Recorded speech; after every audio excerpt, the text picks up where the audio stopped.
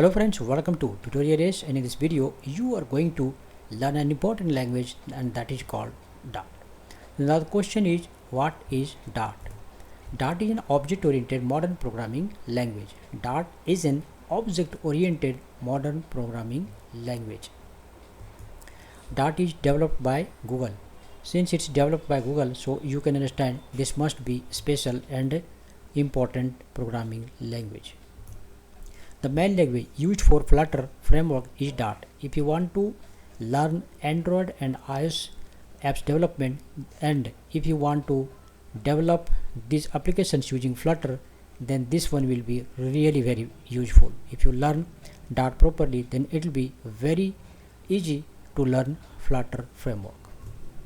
The Flutter is used to develop Android and iOS mobile apps, as I have mentioned you before also. Dart can be used for not only developing iOS and Android apps, but it can be used for developing web applications as well as server-side languages, server-side applications and desktop applications as well. But Dart is very less used for developing web applications and desktop applications. So guys, that's it. In the next video, I will show you how to install Dart and how to work on Dart. So that's it in this video. Let's see in the next chapter and video. Hello guys, welcome back to Tutorial Ace. In this series you are learning Dart language. So guys, in this chapter we are going to discuss about how you can run Dart. So there are different ways you can install Dart, or without installation you can directly run your code. So guys, step by step I will show you how you can run the Dart on your machine or directly on internet. So the most easiest way to run any Dart application is Dartpad, which is online. You don't have to install anything.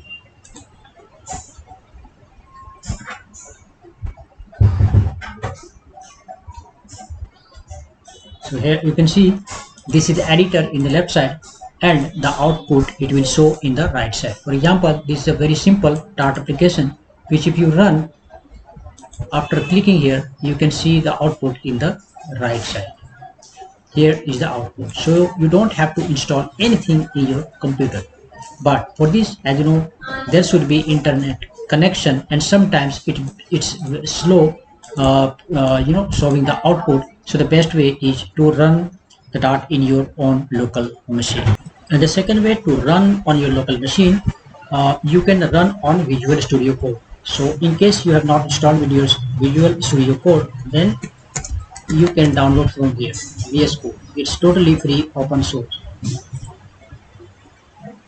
So from here, as per your machine, you can download from here and install. Since it's already installed in my machine, so I will show you how you can install Dart. So if you want to install Dart in your Visual Studio Code, then click on this icon, this one, this icon you can see, and then type here Dart. So click on this, and it's already installed. That is why you can see it is displaying uninstalled, but in your case you have to install this Dart. So this is the Dart extension installation guide. From here, from the Dart website also, you can see that how you can install. After this, you will be requiring Dart SDK. So go to Google and just type here Dart SDK download. So click on any one of these. I'll click here and select your. So this is Windows. For this Windows. So as per your machine, you can download from here. For example, you will download this. You will just copy this whole thing and paste anywhere in your directory. For example, I'll just copy it and paste somewhere in C drive or D drive, wherever you like. After pasting, what you will do, when you try to create a first Dart application, which I will show you, then it will prompt you to select the Dart SDK, and you will select the path and it will automatically take. So basically what you need to do, just unzip this and copy and paste anywhere. For example, I am going to paste here in my C drive. Okay, once this is done, then you have to go inside this, double click on this, and then bin folder. So you need to copy the path up to here, up to bin. Okay. Then right click on this PC and then property. You can go from here as well. This PC must be in desktop with this one. So right click on this and properties,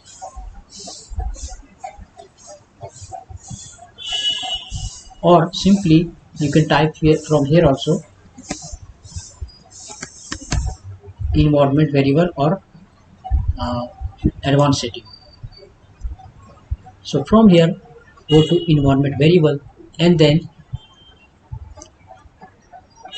here new and then path and then paste this one here. For path you can say dot, whatever you name you want to be, dot.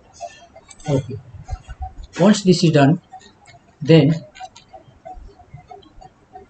since dart SDK is already installed in my laptop, this PC, that is why here you can see dart SDK. It is already there, program files, and this is the path it is displaying here. So just putting here is enough, and then if you put OK and then OK from here. Now you will open here command prompt, and then if you type dart, then it should show like this. That means what? Dart is now working perfectly in your computer. If it shows a command not found, then you try to restart your laptop once. Once this is done, then you can start working with the Dart. So in the next chapter, I will show you how we can run the first program. Hello guys, welcome back in this tutorial, and in this section I am going to show you a very simple Dart program, and that is we will display a very popular hello world. So let's see that how we can run this hello world program in our Visual Studio Code. Let's go to Visual Studio Code and I'll go file and then the text file, just paste here and then save it as dot. So in D drive I will create a folder called dot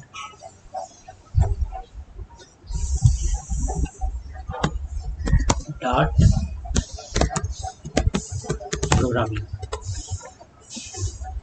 Here I will make it all files and then hello dot. Okay, now open here terminal. Oh, it didn't save here, so I will save it as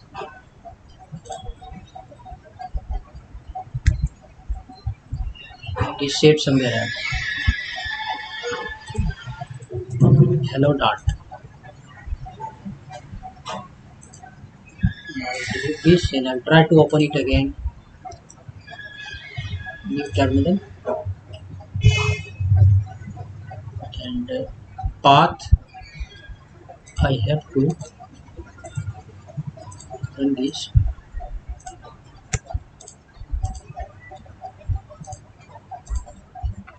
cd dot and cd this path. So now we are inside this, so we will write here dot and then hello dot. Okay, since we have pasted, so some unnecessary character has been added here, that's why it is displaying error. Now let's try to run it again. So guys, as you can see, hello world successfully we have run in our Visual Studio Code. So that's it in this chapter. We will now be going ahead and we will be creating such programs. Hello friends, welcome back to tutorials, and in this video series you are learning Dart language. So guys, in this section we are going to discuss about basic syntax in Dart. You have already seen that how to install Dart and how to configure that, and also in the previous section in chapter I have shown you how to create a hello world Dart, and now in this chapter we will see what are the basic syntax in Dart. So we have already seen this one, hello world. So this is the entry point. That means what? There can be several other uh, functions or methods, but this one is the main method, the main function. And as you can see, if you come from Java background, then you can compare the code and you can see it is very clean and very concise, very small, rather than that very long class and public static void main. So you can see it is very simple. So the next one is variable. Remember, in this chapter we are just covering the basic introduction, and each part we will cover in details later. So variables can be declared using var, final and cost. The variable in Dart can be declared using var, final and cost. For example, here you can see let's delete it, it's not required. Here you can see name, then Alice, where using where we are declaring here, and final. So here is cannot be changed, as its name suggests, the final cannot be changed.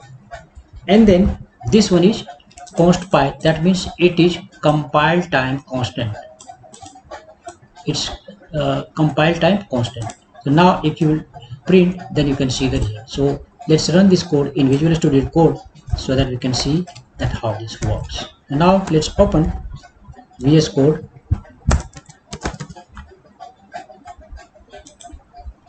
So let's create one more file here.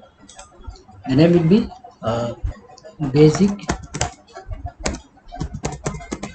syntax dot. Inside this, we will paste this code, and here you can see name, this is variable, and then age 30, and pi, this is compile time. So this constant will be at the time of compilation. And this one is const or final, that means what? It cannot be changed, it is one time. So the main difference is between this final, the value is set at runtime. Value is set at runtime, and this one is at compile time. That means at compile time value is set and it cannot be changed later. But this value we can put this value. This value currently we have put 30, but runtime this value can be changed. So that is the main difference. Now let's run this program. Okay, so the name is Dart basic syntax dot. So you can see the output. Okay, if you still have confusion regarding this final and that const, then let me give you another example. Okay, at this point of time you might be not understanding this class and all these things, but I will explain you that how this works and you can understand. Now let's go and replace this. Okay, so what is here? Okay, you can see what we are doing. Suppose we have a coffee shop. Okay, so the opening year is 2022 or whatever, 2024. So what is here? We know the value and we have put the value already here. So that means it will be decided, the value will be fixed at compile time itself because the value is already provided here. Now for the final, what we are doing here, we are just initializing. We are just initializing, that means we are just declaring the value. We are not assigning any value here, rather we are initializing a value here through constructor. At this point of time you might be not understanding constructor. If you are not from any object oriented programming language background, then at least you can understand that the constructor for initializing the variable. That means what? This value, simply you can understand this way, this value is already set for const, but the value of final we can assign at runtime from here. We are providing the value here and this value is now setting here. Simple, you understand this way. The value is already set here, and in case of final the value is not set at compile time initially, rather the value is provided at runtime. This is the runtime. Okay, so that is the main difference. A variable, it's where, that means what? Okay, its value can be changed later also. So if you run this program again, then you'll see the output like this.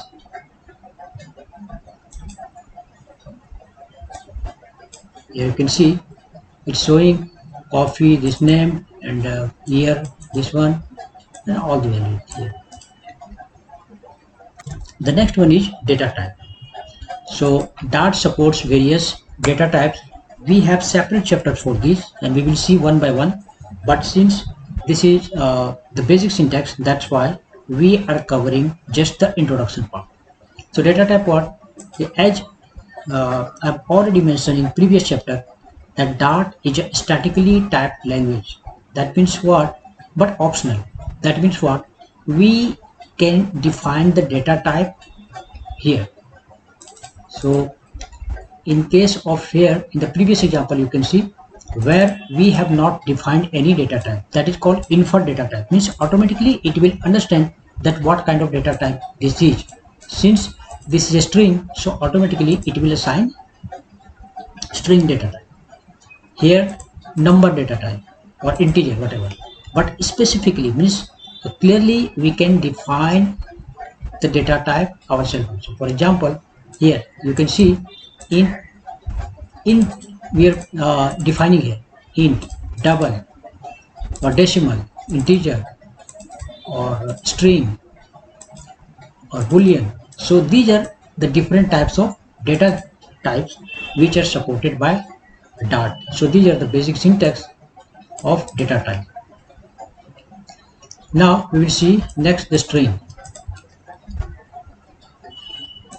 So inside string, as you know, character, hello, word, these are strings. If you want to concatenate two strings, then how we can do this? So let's see.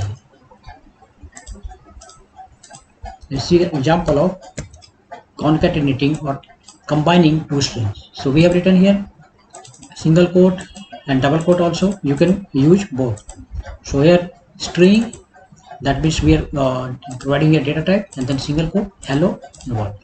If you want to combine both, then here single quote and dollar sign, and then space, dollar sign, and whatever variable is. So this way, hello world. If you run this and print command, then you can see it will show hello world. Here is the output. There you go. You can see hello world. Unlike Java, which supports array, here you can see list rather than array. In Dart, list is supported here. So you can define the list like this. So what is list? Are ordered collections of items. Ordered collection of items is called list in Dart. Now let's see what you are doing. How you will declare. You will type here list, and then what is list? Integer. If you have string list, then you have to define here string, and then numbers, that means whatever name you want to give here. So you can just assign the list, for example, values, whatever name you want to assign here, and 1 2 3 4 5 whatever you have, and then print numbers. If you want to specific number, for example 0, then it will display 1. If you put here there is index, the index is something like this. Let me show you.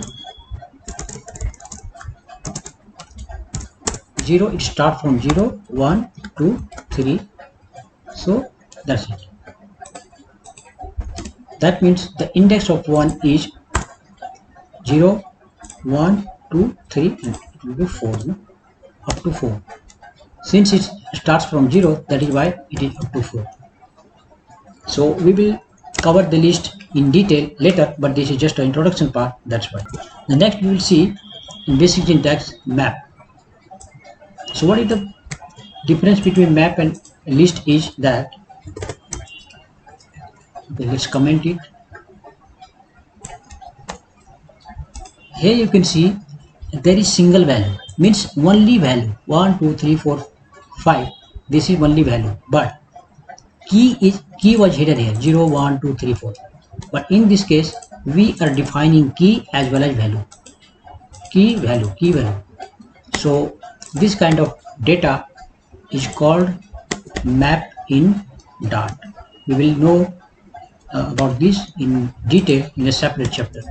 So don't worry in case you are not understanding that much, but at least you can see key value both the pairs is provided. If you know JavaScript, then you can compare this with object. If you know PHP, then you can compare this with associative array. If you know Python, then you can compare this with dictionary. Now the next one is function. Function can be declared with or without return types. So these are the functions. So let's see. Here you can see main function. As I mentioned you before, that this is the main function, and apart from that main function or method, we can have more than one function. So in this case, you can see we have two other functions: void, then greet, and then add. Two more functions, and we are calling here greet when you call this function. But remember, always when our program runs, first it runs the main function. So when it runs my main function, then it looks for this function, and this function is called there. And also we are passing this as a parameter, so this 5 value will go here, then 3 here, and ultimately it will be added and returned to the value. So this one also I will explain you in detail later in further this video. And in control flow we will see if condition, that how if else works, and also loop, for loop. So don't worry, we will be covering this in all the details. And while loop, there are 3 loops here: for loop, and if else, and for loop, while loop, and switch case. So all these are the syntax of Dart. And class object, we will also cover this in detail. Class object, async and await. If you remember, we had discussed about this. We had mentioned that Dart support, Dart is very good for async and await. So we will be using this one also, async and await. So that's it. These are the basic syntax of Dart language, and don't worry, all these chapters we will be covering in detail in further part of this video. Hello guys, welcome back to Tutorial Race, and in this video you are learning Dart language. In this series and in this chapter I am going to discuss about variables in Dart. Guys, in brief we have already seen what is variable and how we can declare, but in this chapter we are going to know about variables in details. If you already know any programming language, then you shouldn't have any problem in understanding this, but if you are beginners, or if you don't know any programming language, then it will be very useful for you. We have already seen, to declare the variable we use var keyword. The var keyword is used to decide variables without explicitly specifying the type. That means what? Here you can see var name Alice, we have already seen this example, and then var age 30, var true. So you can see we are not specifying any data type like number, string, or number, or boolean. We are not specifically defining here. We are just using var keyword, right? Var. That means it automatically will be, the data type automatically will be decided by Dart itself. We don't have to declare the data type. So that is the first syntax of declaring the variable using var keyword. The second one is using explicit types. That means we will define here the data type. For example, here string name Bob, int age 25, double and boolean. So the difference you can see, we are declaring this with using var, and here you can declare using data type. and the final. We have already seen the final also. The final keyword used to declare a variable that can be set by only once. The value cannot be changed after it is set. So here you can see final int population. So this is fine. Once again, if we try to declare here population, say where population, then this time something else, then it will throw error.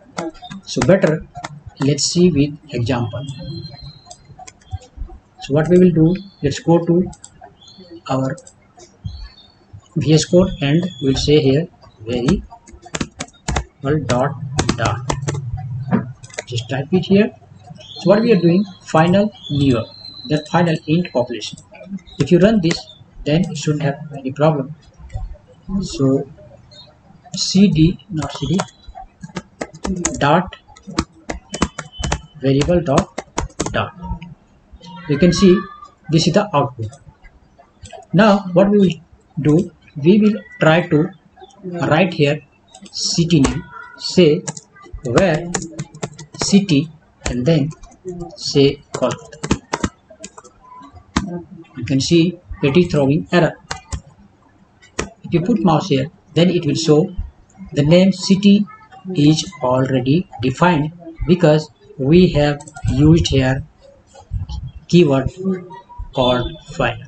But if we put here where, then there will be no problem. City name is already declared. Even that means what? We cannot declare this second time.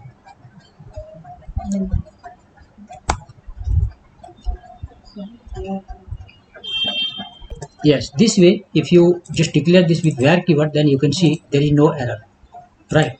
But what will be the output? It will display New York or Kolkata. It will display Kolkata because it will overwrite. So you can see the city, it is displaying Kolkata.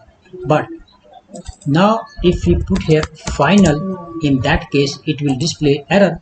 It will say the city final is already declared. So this way, if you have any value which you don't want to change, then in that case you can use final. The next one is using const. So using the main difference we have already seen in previous chapter, but once again let's see. The main difference is the value of const must be decided at compile time. That means it must be declared already. Okay, so that is the main thing. Here you can see const keyword is used to declare compile time constants. These variables are immutable, that means the value cannot be changed and their value must be known at compile time. That means we cannot pass the value at runtime. The value must be present at the compile time, because first it is compiled then run. Program first is compiled and then it runs. So what happens here? The value must be present at compile time, means first time only, not at runtime. But the value of const can be, the final can be given at runtime also. So that is the main difference. And another one is late. So the late keyword is used to declare a variable that will be initialized later, but the type is new. What happens here? Late string description. We are not assigning here value. We have just declared the value. So using late, that means the value will be put later in the program. So in that case, you can use late. And here it is dynamic. The dynamic keyword allows the variable to hold values of any type, and that type can be changed over time. That means what? If you check here, we have declared here using string, int, double, boolean. Okay, so if you don't know that what kind of data type it can be, in that case you can use dynamic. So here you can see dynamic variable, then hello, print hello. Now variable 1, 2, 3. Again there is no problem. Variable true. So you can see here the value is flexible, right? Variable true, then means any value can be put here.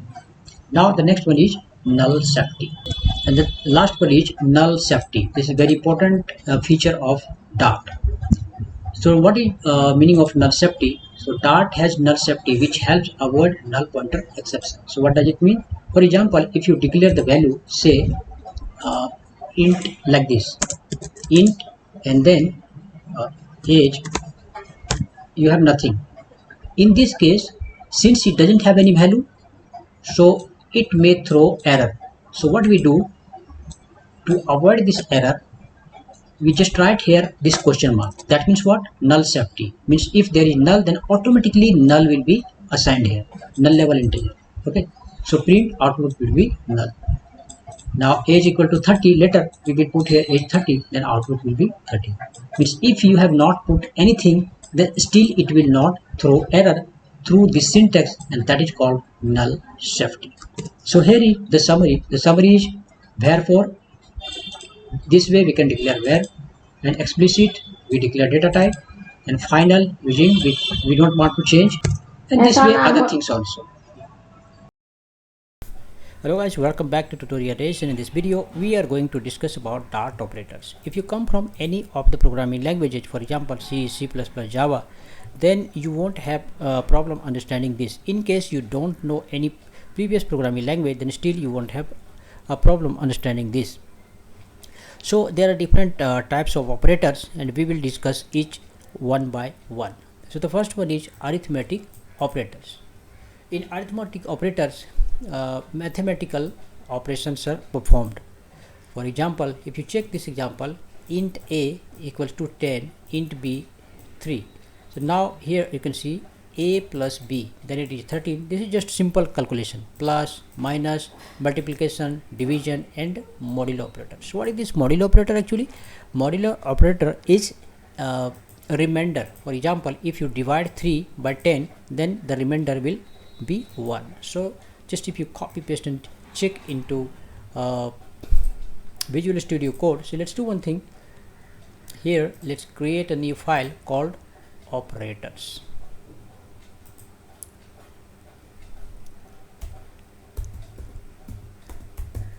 Operators dot. Now here you can see what we have done. A plus b, a equal to 10, b 33, and then we are doing addition here. We are doing subtraction, multiplication, division, and modulus operator. If you run this program, then you can see the output.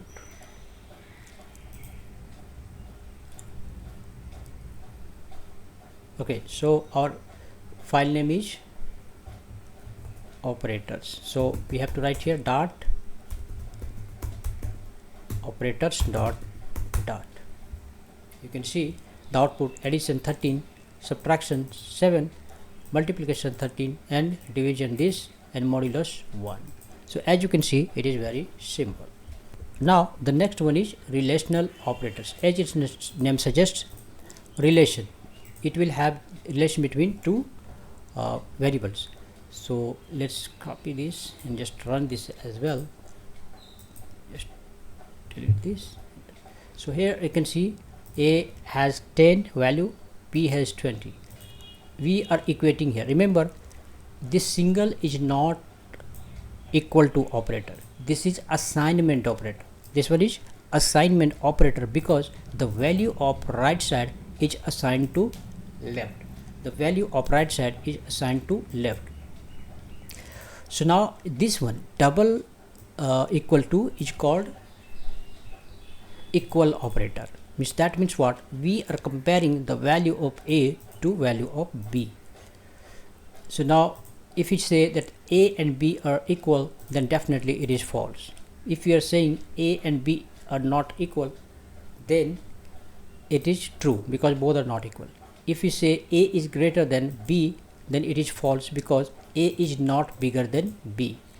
Similarly, if you say a is less than b, then it is true because a is less than b.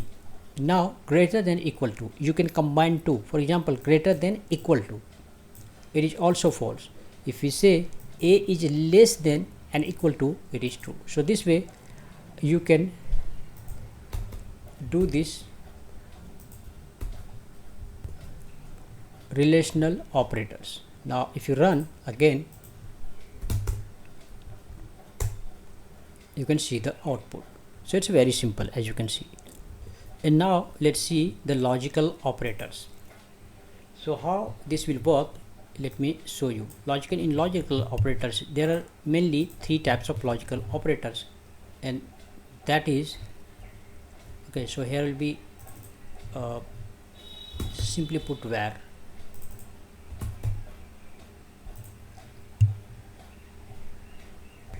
Okay, so what we are doing, x equal to 10, y equal to 20. We are comparing here. We are saying that x equal to 10 and y equals to 20. That means we are saying that x value is 10 and y value is 20. It is true because both value contains 10 and 20. So in AND operator, what happens, both the value must be true, means whatever condition we are providing here. For example, we are saying this should be true and this also be true. If any one of is false, then it will be false. In our case, what happens, if we are saying that x not equal to 10 and not equal to 20, we are saying that, or simply we can say this way also,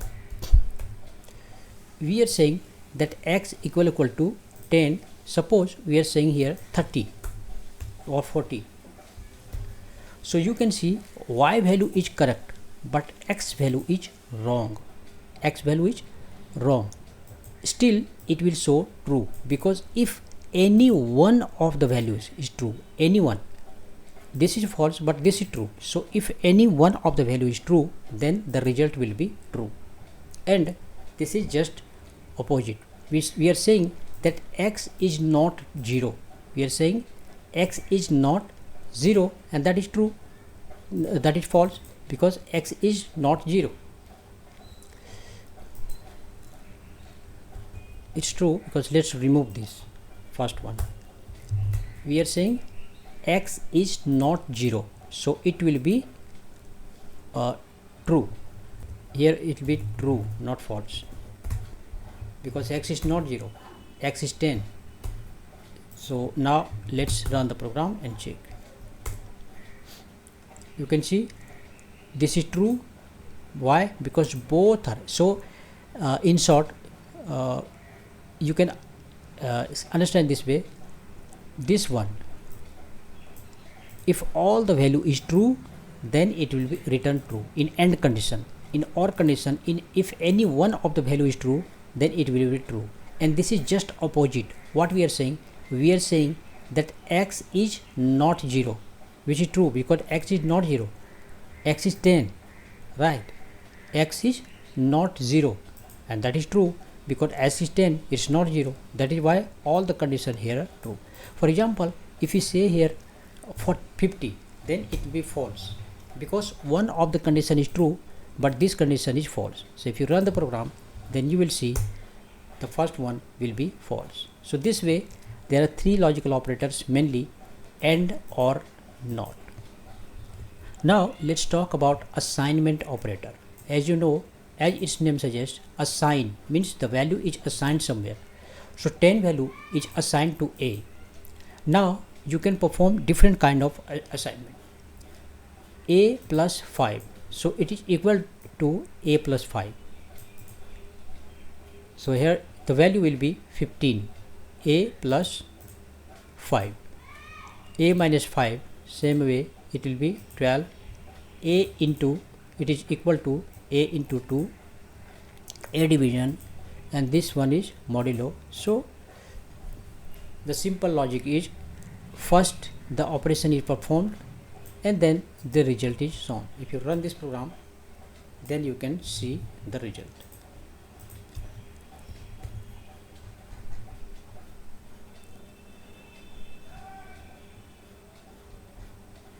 So we are saying the initial value is 10, right?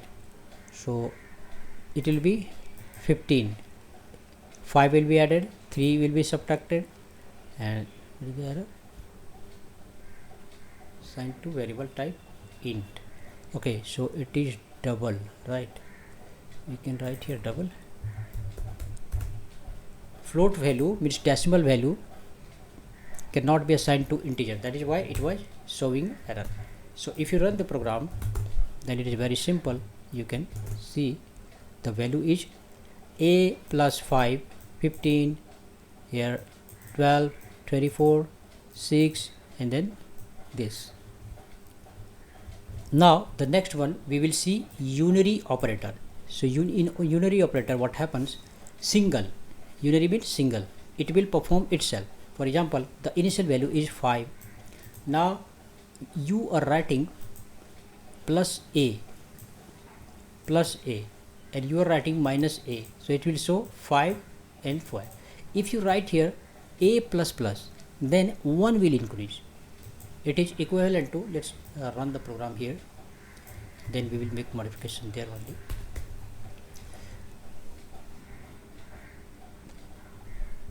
So make it more simple. Here the initial value is 5 and then a plus plus. So it is equivalent to a equals to a plus 1. So rather than writing this long code, you can just write here a plus plus. Similarly, a minus minus means every time it will decrease by 1. If you write here a minus minus, so the current value of a is 6. Now once again it will be decreased by 1. That is why if you run the program, then you can see initial value is 6 and now this one is 5. And don't be confused with this. For example, you are saying that already the value is 5, but if I decrease by 1, then how it becomes 5? Actually it was 6 then. Yeah, if you comment this and then check, then definitely the value will be 4.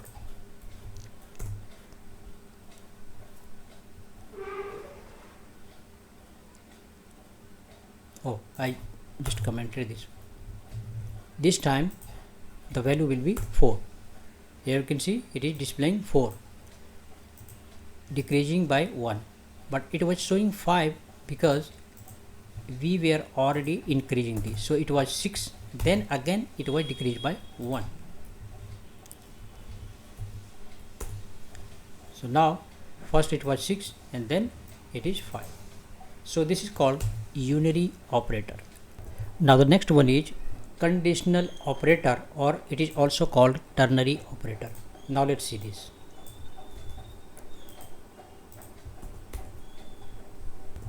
So what we have done, the value of a is we have put here 10. The value of b we have put 5 and 10. So in ternary operator, what happens? The condition is checked in single line. The result will be stored here. Remember, result will be stored here and the condition will be checked here. This is first condition. If a greater than b, if it's true, then this part, there are three parts here. That is why it is called ternary, means 3 parts. This is part number 1, this is part number 2, and this is part number 3. So this one is if else, this is if, and this one is else. This one, first part is if and second part is else, and here the condition is being checked. If a greater than b, if it's true, then first part it will display, or else part it will display. It's very simple. So it is more of like this. If you say if a greater than b, then print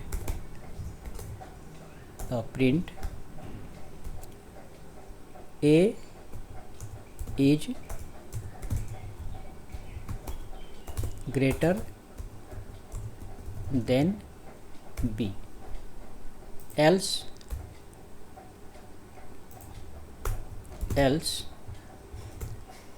print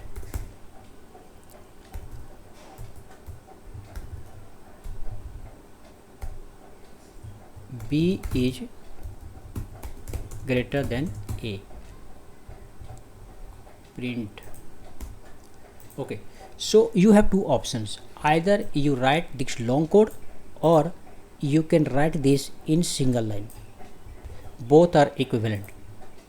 We are checking here if A greater than B, then this so or else this part so. So similarly, it is showing if A greater than B, then this part will show or else this part will show. But it is showing in single line all three conditions. That is why it is called ternary operator. And now the seventh one is type test operators. What happens, sometimes you want to check data type runtime. In that case, this one is helpful. For example, x value is 100, which is integer. Y value is hello, which is string. Now what we want to check if x is int. We are checking if x is int. If it is, then it will show true, because x is 100, that which is integer. We are saying y is string, then it is also true. We are saying x is not double, because it's int, not double. That is why it is showing you true. That means what? Runtime, you can check the type, the data type.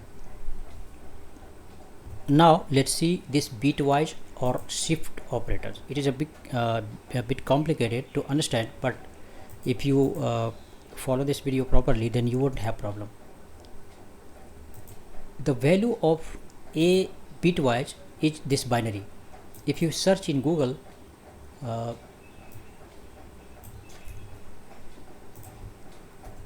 binary of 5 is, it will display you like this: 101, 6, 7, 8. You can find binary here.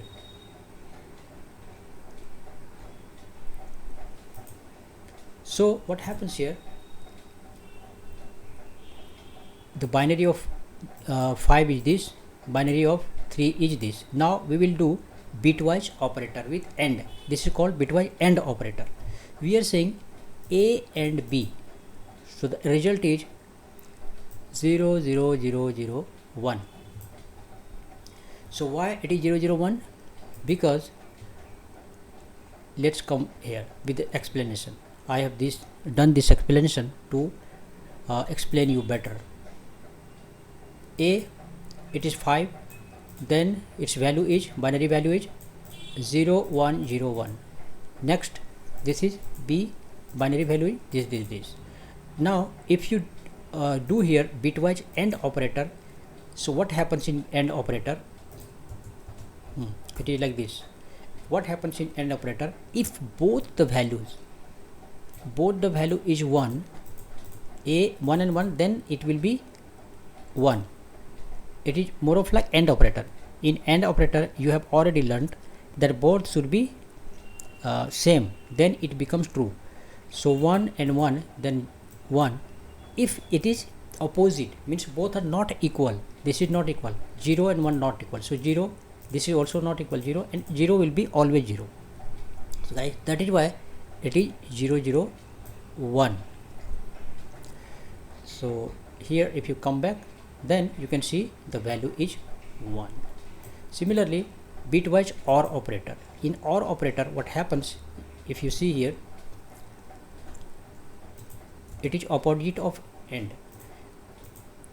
1, 1, then 1, opposite, then 1, opposite, then 1. If it is 0, then definitely it will be 0. In this case, what happens? If 1, 1, then 1. If 0, 1, then also 1. This is in OR operator. And bitwise XOR operator means it is not, more of like not. So what's happening here? You can see 1, 1, 0, 0, 1, 1, 0, 1, 1, and 0, 0, always 0. OR operator. So you can see it is opposite. Here it should be in AND operator, it should be 0, 0, 0, sorry, 1, 1, 1. Here it is 1, 1, 0. It should be 0, 1, 0, it is 1. So it is bitwise XOR operator, means opposite. And in bitwise NOT operator, it inverts. For example, this one I am just comparing here A. If it is 1, then it will be 0. If it is 0, then it will be 1. If it is 1, then it will be 0, and is 0, then 1. It simply inverts. Now it is shift operator. If you check this carefully, then you will understand it properly. Our initial value is 0 1 0 1. Now we are shifting this with 1, left shift, right? We are doing this left shift. So what will happen here? It will be like this. 1 we are shifting, so it is 1, then 0. Check here 1, then 0, then 1, and since there is nothing, so it will put automatically 1 0. That is why it became 1 0 1 0. Okay, shift 1 means you are shifting one position left side, so it will become like this. Now automatically 0 will be added in this. So this is called left shift operator. If you do opposite right shift operator, then it will be like this. Put 1 0, then it will be automatically, because always there will be 4 digit. So now you can see 0 0 and then 1 0. It's very simple. So guys, that's it, and I hope you understand that how this dot operator works. Stay connected and let's meet in the next chapter. Hello friends, welcome back to tutorial, and in this video you are learning Dart programming language. And in this section of this video, we will be discussing about Dart data types. We have already discussed some part of this, but we will discuss in this chapter in detail. Dart supports various types of data types, allowing you to store, manipulate different kinds of data. Here is concise overview of the basic data type in Dart. The first one is numbers. Well, as we have already seen, to declare within a number, we have to use here int, double. Double is used. The main difference between double and int is whole number, and this one is for fraction, means decimal point. So you can display here like this. Another one is a string. We have already seen this one as well. So there is string, and then whatever name you want to put here, and here you can store the string data. This can be single quote as well as double quote. Whatever way you want to go, you can write this. The string name Alice. So this way you can concatenate here with $, and then you can display my name is this. The next one is boolean. Boolean is true false. So here the data type is bool, BOOL, and then whatever you want to, this is the actually the name of the variable or boolean, and here true or false. So simply you can display list. To some extent we have already covered this, but once again let's see this, the list.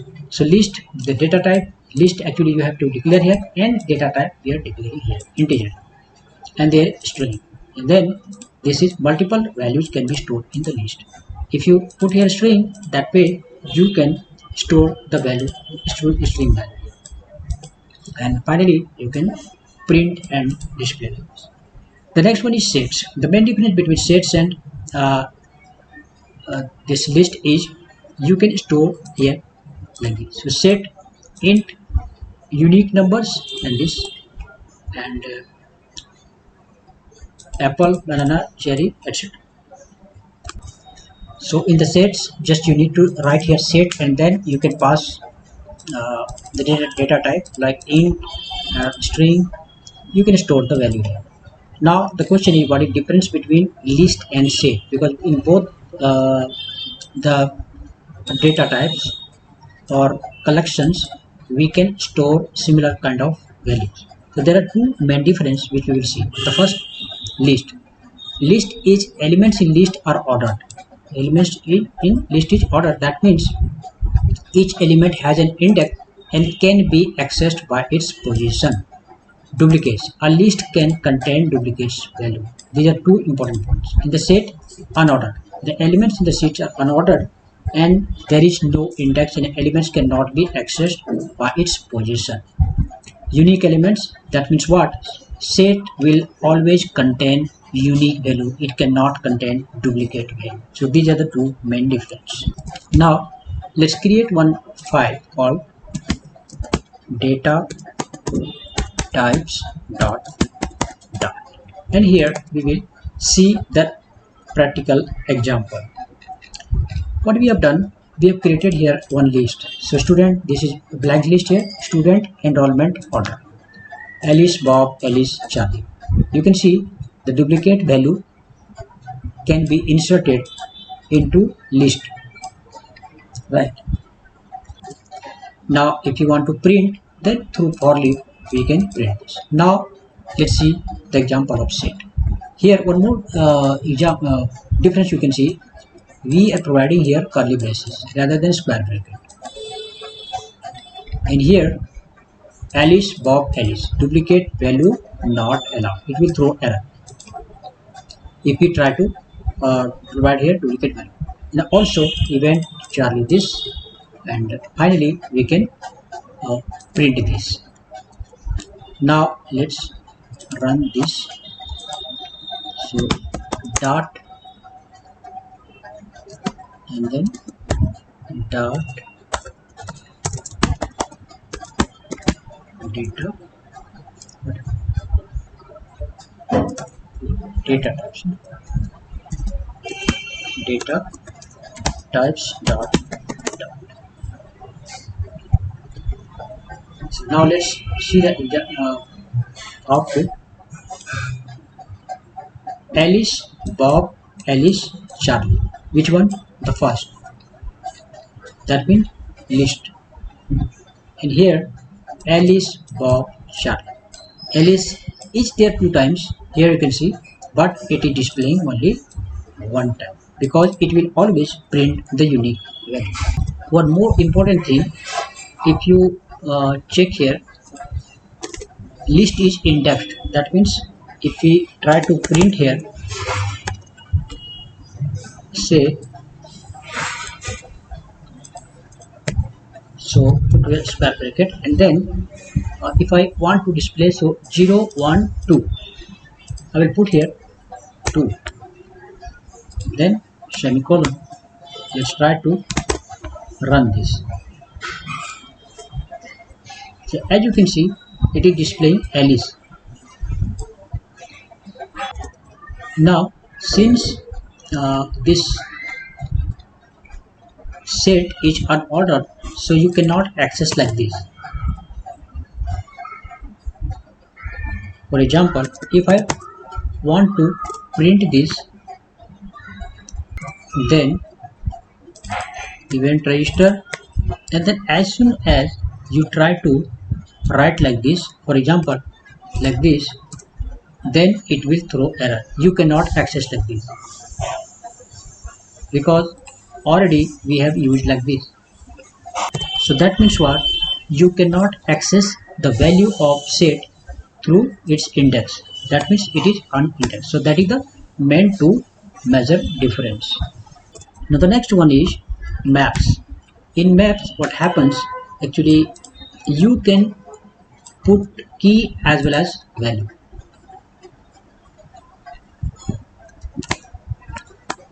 Let's compare with list and map. Okay, so what is the main difference? Okay, it cannot have main method 2 times. So better, let's do one thing. I will just copy all these things and put inside itself. So this one is map. So what do you see the difference? The difference is here you can see key value, but in this one only it has value. This one also only has value. It doesn't have key. But here this has key, but we are not defining. Here it contains key. Automatically the key is assigned. We cannot declare itself. But here key as well as value, both we are defining here. And if you want to access any one of these values, then you have to pass the key here. So that is the syntax of set and map. So map is declared like this: map string int scores. So we are passing here double value. That means it can contain string here as a key, and the value it will contain as integer. The next one is runes. Runes is mostly used for Unicode characters. For example, if you want to show here heart shape, then what you need to do?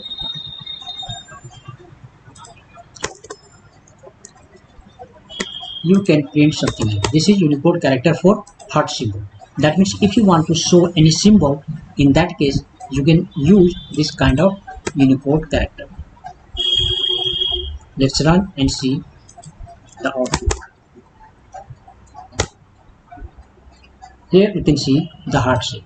Or so this is the Unicode character, and this one is called runes. Now let's see the symbol data type. So this data type is very rarely used, but let's see where it is used. This is used in reflective programming. So what is reflective programming? Reflective programming, also known as reflection, is a programming technique where a program can inspect and modify its own structure and behavior at runtime. So this symbol is used in reflection programming.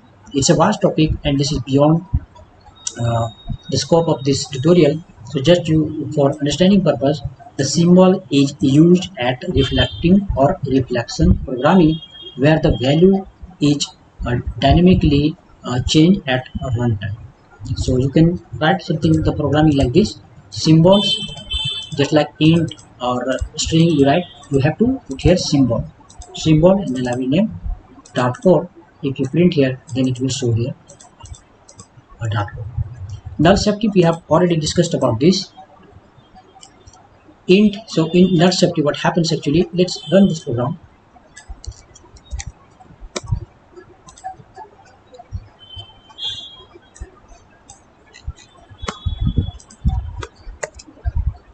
So why do we need this null safety? If you remove this, then what happens? Suppose we just declare this variable and we have not assigned any value. We have just declared this variable. Now we are trying to access that variable here. So what will happen? Your program will break. You can see it says that you cannot access the value unless you have assigned anything in this. So for that, what we will do, if the developer has forgot to assign anything, or we will assign any value later, not at this point of time. So what we are doing, we are just putting here null value, so that the program will run, it will not show any error. Simply it will show the null value. But later, if we want, we can assign the value. Okay, and now what happens? Initially its value was null. Now we are putting the value as 20. So now if you run this program, then you will see rather than showing null, now it will show, initially it will show null, but after assignment it will show 20. So this way you can provide here null safety data type. So guys, that's it in this data type section, and in the next chapter we will see operators. So stay connected. Let's meet in the next chapter. Hello guys, welcome back to tutorial Race, and in this video you are learning Dart programming language. In this chapter we are going to discuss about Dart loops. Loop is a very basic construct of any programming language. That is why you should focus on this and you should learn properly. I will try my best to explain this so that you can grasp it very easily. There are different kinds of loops in Dart, and the first one is while loop.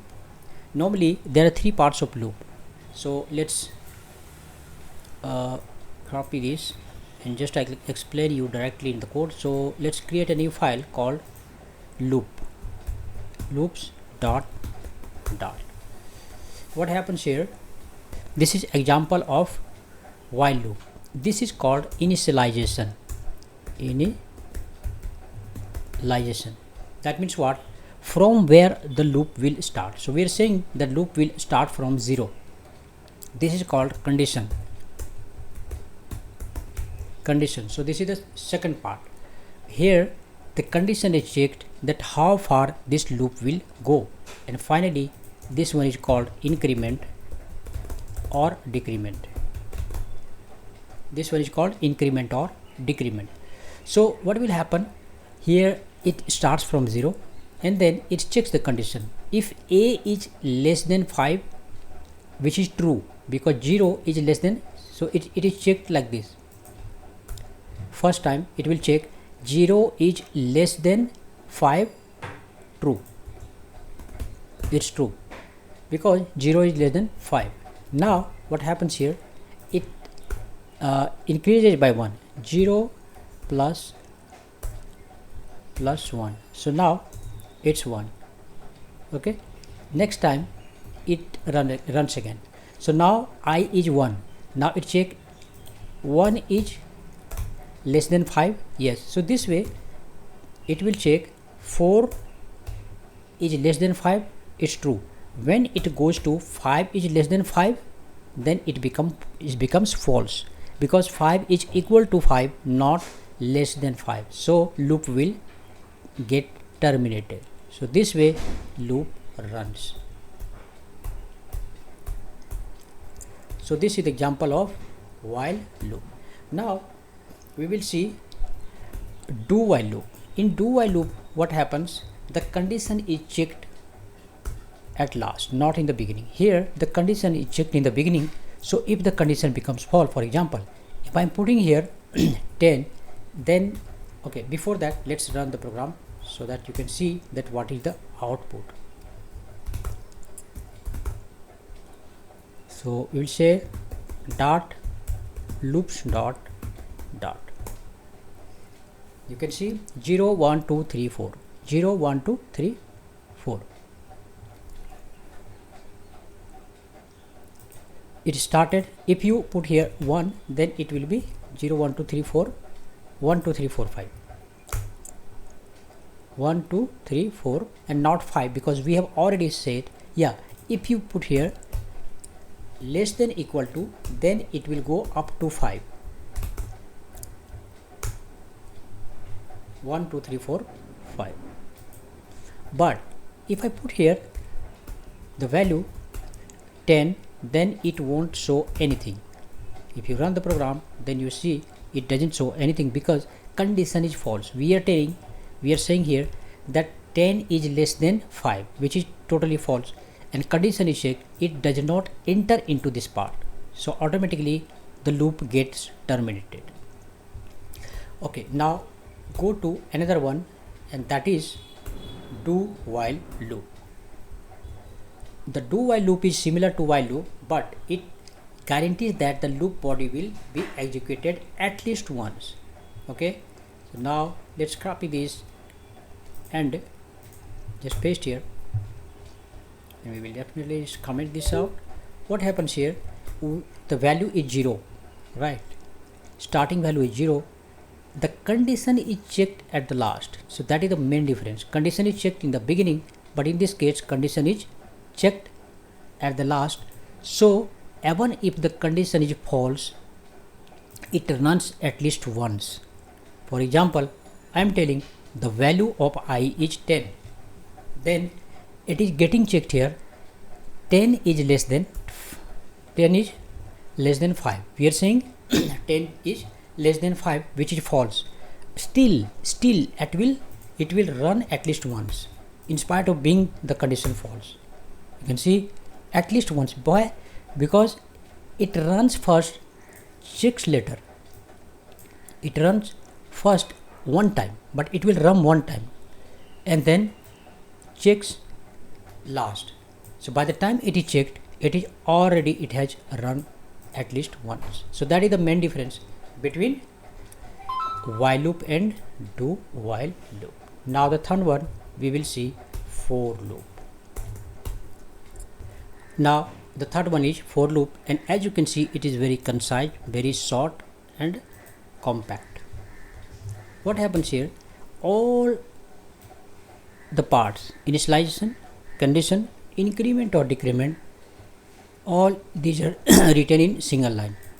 Here you can see starting point is 0, initialization, condition is also checked here, and finally it is increasing. This is unary operator, increasing one by one, so it will run up to 4. The output will be same, but as you can see, it's very handy and concise, and in most of the cases you will be using for loop. For loop is the most used loops. Next one is for in loops. For in loops is generally used in list, set, etc. So let's try this one as well. Here you can see there are 4 elements here: apple, banana and cherry. And this is the list. Name of the list is fruits. We are writing here 4 where or fruit in fruits. Fruit in, this is the syntax of writing. This fruits will be in the right side and this fruit. So if you run this program, then you will see all these 5 there.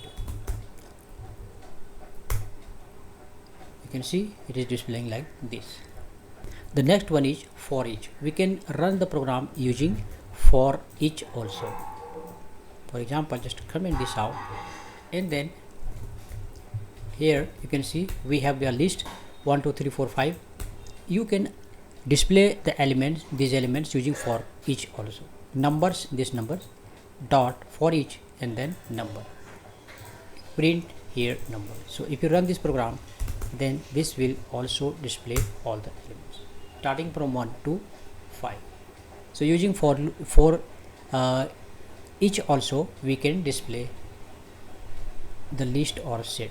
Now the next one is nested loops. When one loop is kept inside another loop, that is called nested loops. So let's see this example as well and how this works. In nested loops, you can see this is the first loop. So in the first loop, I is starting from 1, I less than equal to 3 and I plus plus. Okay, so it will go up to 3, starting from 1 up to 3. Now what happens? Inside this there is another loop. This is called nested loop. In j equals to 1 and j less than equal to 2 and j plus plus. In here print I and j, both the value it will display. So if you run this program, then you will find something like this. You can see 1 1 1 2 1 2 1 2 1 2. So it is displaying like this. And now finally we will see break and continue. So let's run this program as well. Generally it is used when you want to stop the loop in between.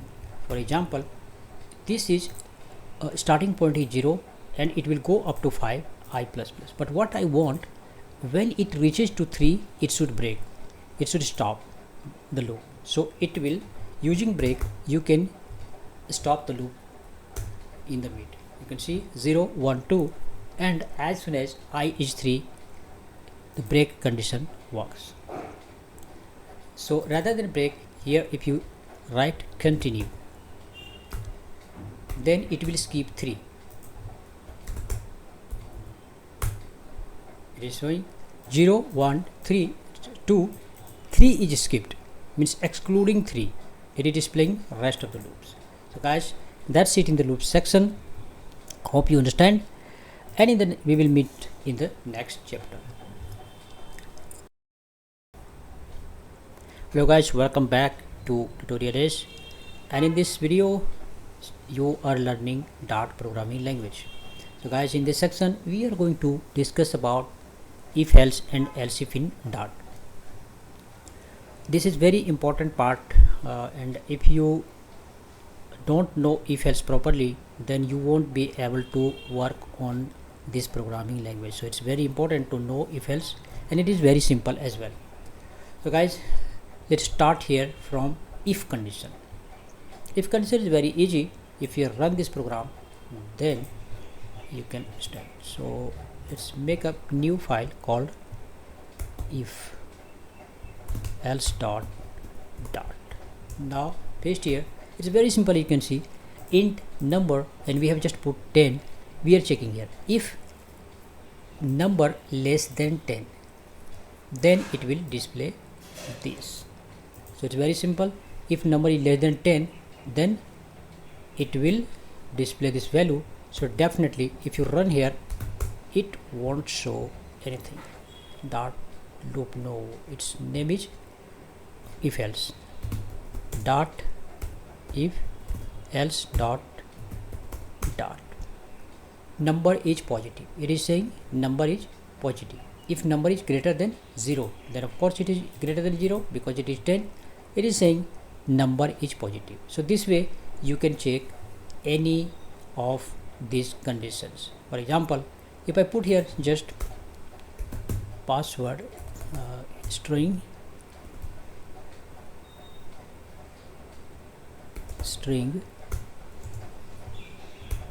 password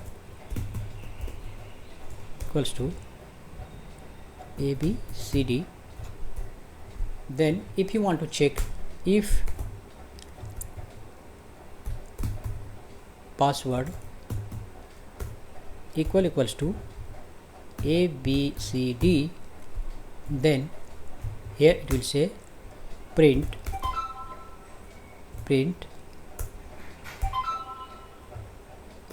you are logged in, or you successfully logged in. So if you run this program, then you will see this is the result. So this is if condition. Now we will see else if condition. Now check here else if condition. First let's check else condition. So here if it's fine, then it will display, or else it will print wrong user or wrong password, not user here, wrong password.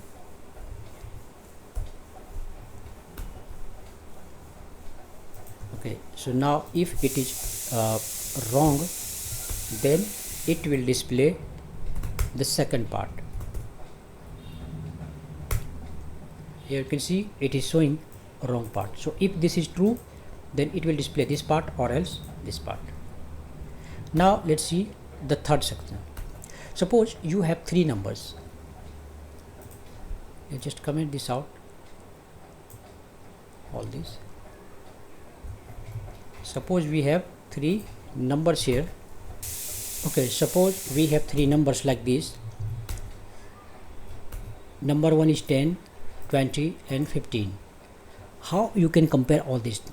So what we will do, we are writing here if A greater than B and A greater than C. If you remember, in the previous chapter I have discussed about in detail that how this AND condition works. That means what?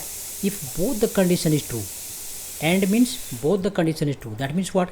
If A is greater than B and A is also greater than C, only then this part will display.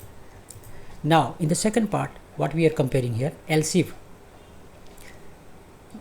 this didn't match, that means it will proceed ahead, it will go to the next step. So it will say if B is greater than A and B greater than C. That means what? Here once again, if both the condition is true, B is greater than A and B greater than is also C, in that case it will say B is greater than C. Else if is C greater than A and C greater than B, then C is greater. If none of these are true, then finally it will display that there is tie among the numbers, means all are equal. So once again, let's recap it. We have three numbers. We are checking here if A is greater than B and A is also greater than C. If or else B is greater than A and B is also greater than C. If C is greater than A and C is also greater than B. Or else all the numbers are equal, then it will say there is tie among the numbers. So if you check here, it says B is greatest. It is correct because B is 20. What happens if we put 10 in all the numbers? In that case, it will display the else condition. You can see there is a tie among the numbers. That means what? That means what? That all the numbers are equal. Now there is one example using decision making to determine the grade. Suppose you have grade, and if you want to determine, then how you can do this? For example, if the score is 85 and showing grade, if score greater than 90, then it will display A.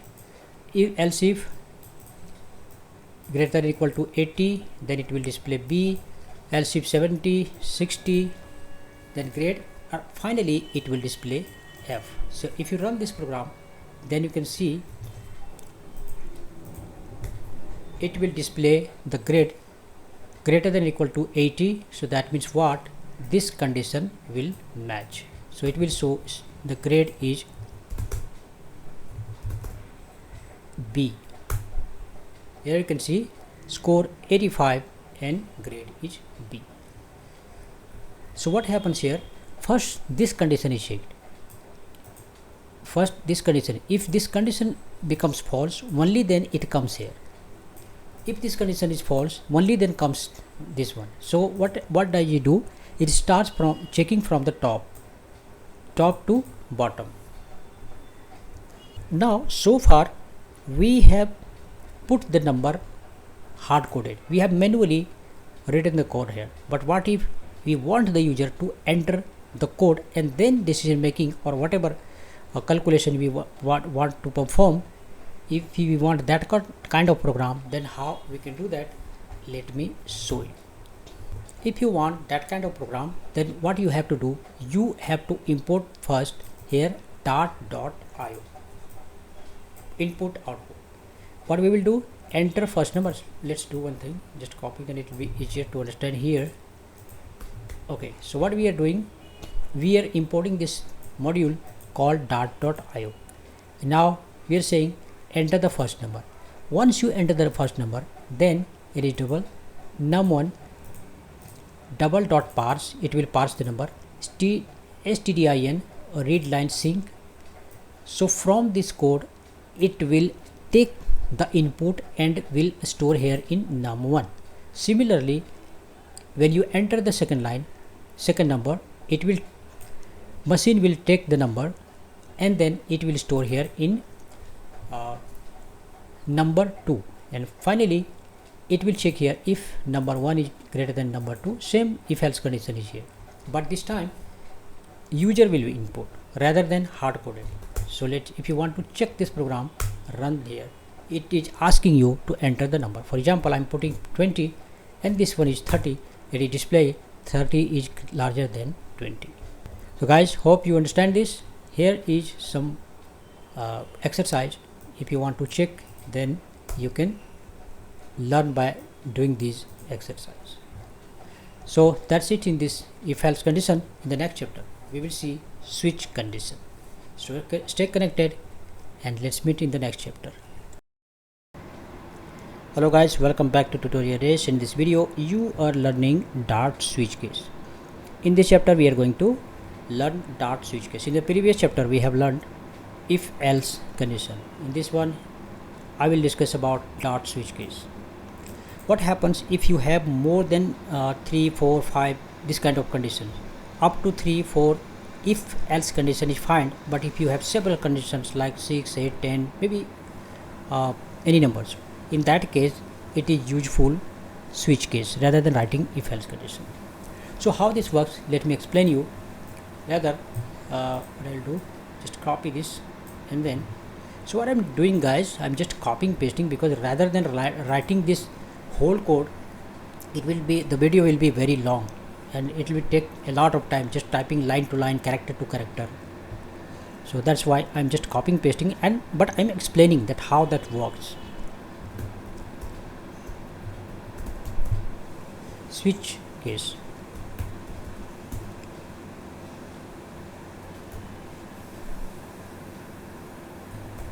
Dot. Just I'll put here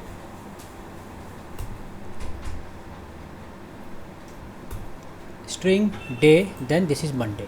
We have just put here a simple string called Monday, and then it will check switch day. This day is passing here, this value is being passed here, and now here is case.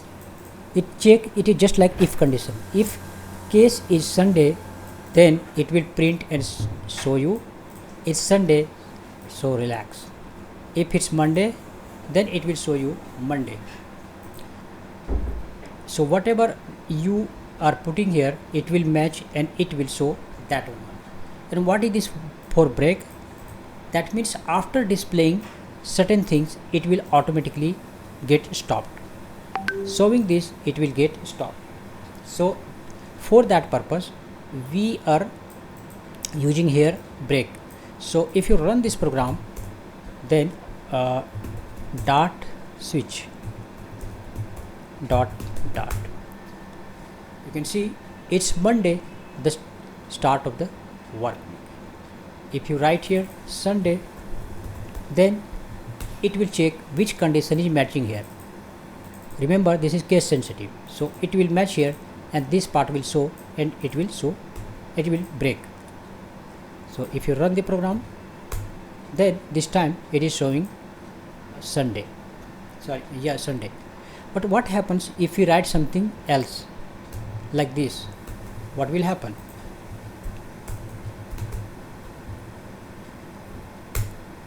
You can see not a day, valid day, means we have not put a valid day. So it acts as a else condition here, and for that, in the last one you will write here default and then colon here.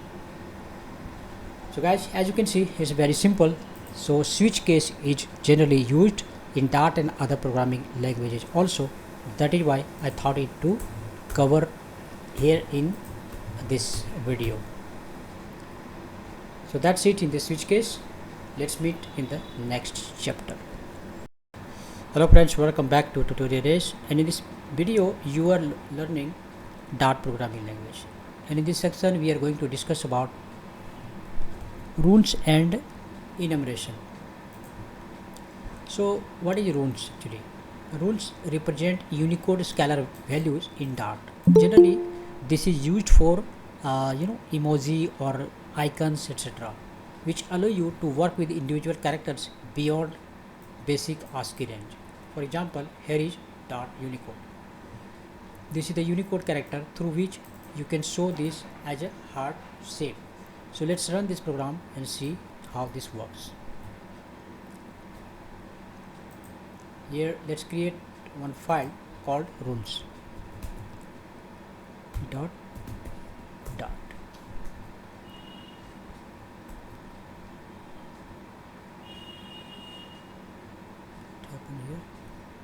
Okay, it's very simple. As you can see, wordman we have started here, and heart rune. This is Unicode character for generating this kind of shape, because directly you cannot type this heart shape from your keyboard, na? But if you want to display in your Dart language, that means mostly this is used in Flutter. Okay, so if you want to display this kind of shape, then you can directly rather than typing this one, because in keyboard there is no such symbol, so you can use this kind of runes. Then it will generate this heart shape, and here print runes, then it will display like this, and run rune single, it will display the character code of Unicode. Now if you want, then directly you can paste this kind of shape also. So if you want to run, then let's check dot runes dot dot. Here you can see it is displaying the heart shape through this Unicode character, and its code unit is this, and directly if I put here, then this is the code unit here. So what we are doing, we are taking from this hexadecimal value and we are changing it to heart shape, right? Now you can do reverse also. For example, this is coffee, and you can get the hexadecimal value, and finally you can do reverse also. For example, this is hexadecimal value, you can show heart shape also. If you run this, you can see this is the heart shape from here, the above, and this one is the icon, and we are displaying, this is the icon, we are displaying Unicode character and hexadecimal value here. Now from hexadecimal value we are showing again this heart shape from. So you have two ways, either you can directly copy this one icon and you can show and get the hexadecimal value, or if you know hexadecimal value, then you can, using that you can show icon also, which I am doing here, both the ways. From this you get Unicode character hexadecimal value, from hexadecimal value you can get this icon. So these are the things which is used in this Dart. If you go to here, you can find a lot of emojis whichever you want to use. Here, this kind of emoji if you want to use in your program, particularly these are used in Flutter. So using rules you can use these. This is from its official website. Now the next chapter is enums. So now we will see what is enums. Enums or short form of enumerations in Dart are a way to define collection or constants, often used to represent a fixed number of possible states or choices. So here you can see what we have done. You just need to define enum, and then this is generally used for fixed one. This is not for dynamic like list, sets. Those are generally used for dynamic, means the data will be changing as per requirement, but here we have a fixed set of data like days, months, years, okay, fixed set of data, and this data now you can display here like this using switch case. So what is happening, the name is day. If I want to display say Wednesday, then we will write day dot Wednesday. So using switch case you can show switch day dot Monday, then this will show day dot Wednesday, this will show. So this way enum is used. So what is the main difference between enum and list, etc.? So enums are for defining a fixed related constants. This is for fixed related constants, whereas lists are for managing ordered collections of items. That means generally this is used for ordered collection, that means for dynamic purpose. This one is for fixed related items. So guys, hope you understand this. Let's meet in the next chapter. Thanks for watching. Bye bye. Hello friends, welcome back to Tutorial S. In this video you are learning Dart programming language, and in this series we are going to cover about object oriented programming.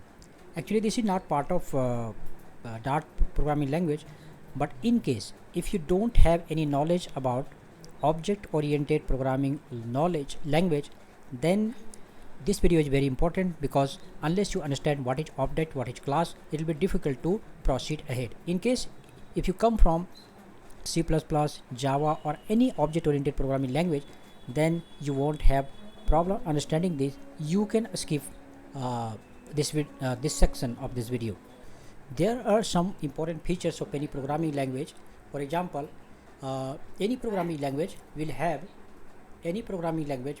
class, object, abstraction, encapsulation, polymorphism, and inheritance, and finally data members. So any full-fledged programming language will have these features. Since Dart is also an object-oriented programming language, that is why it contains all these important features. So now we will discuss about one by one. As I mentioned before, if you know what object-oriented programming language is, and if you know about this concept, then you can proceed ahead. You can skip this section.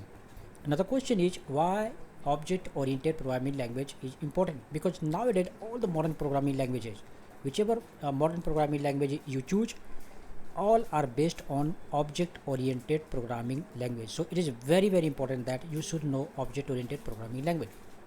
If you know the concept of object-oriented, then it will be easier to learn other programming language as well. For example, if you want to learn Java, if you want to learn modern JavaScript, it will be really very helpful.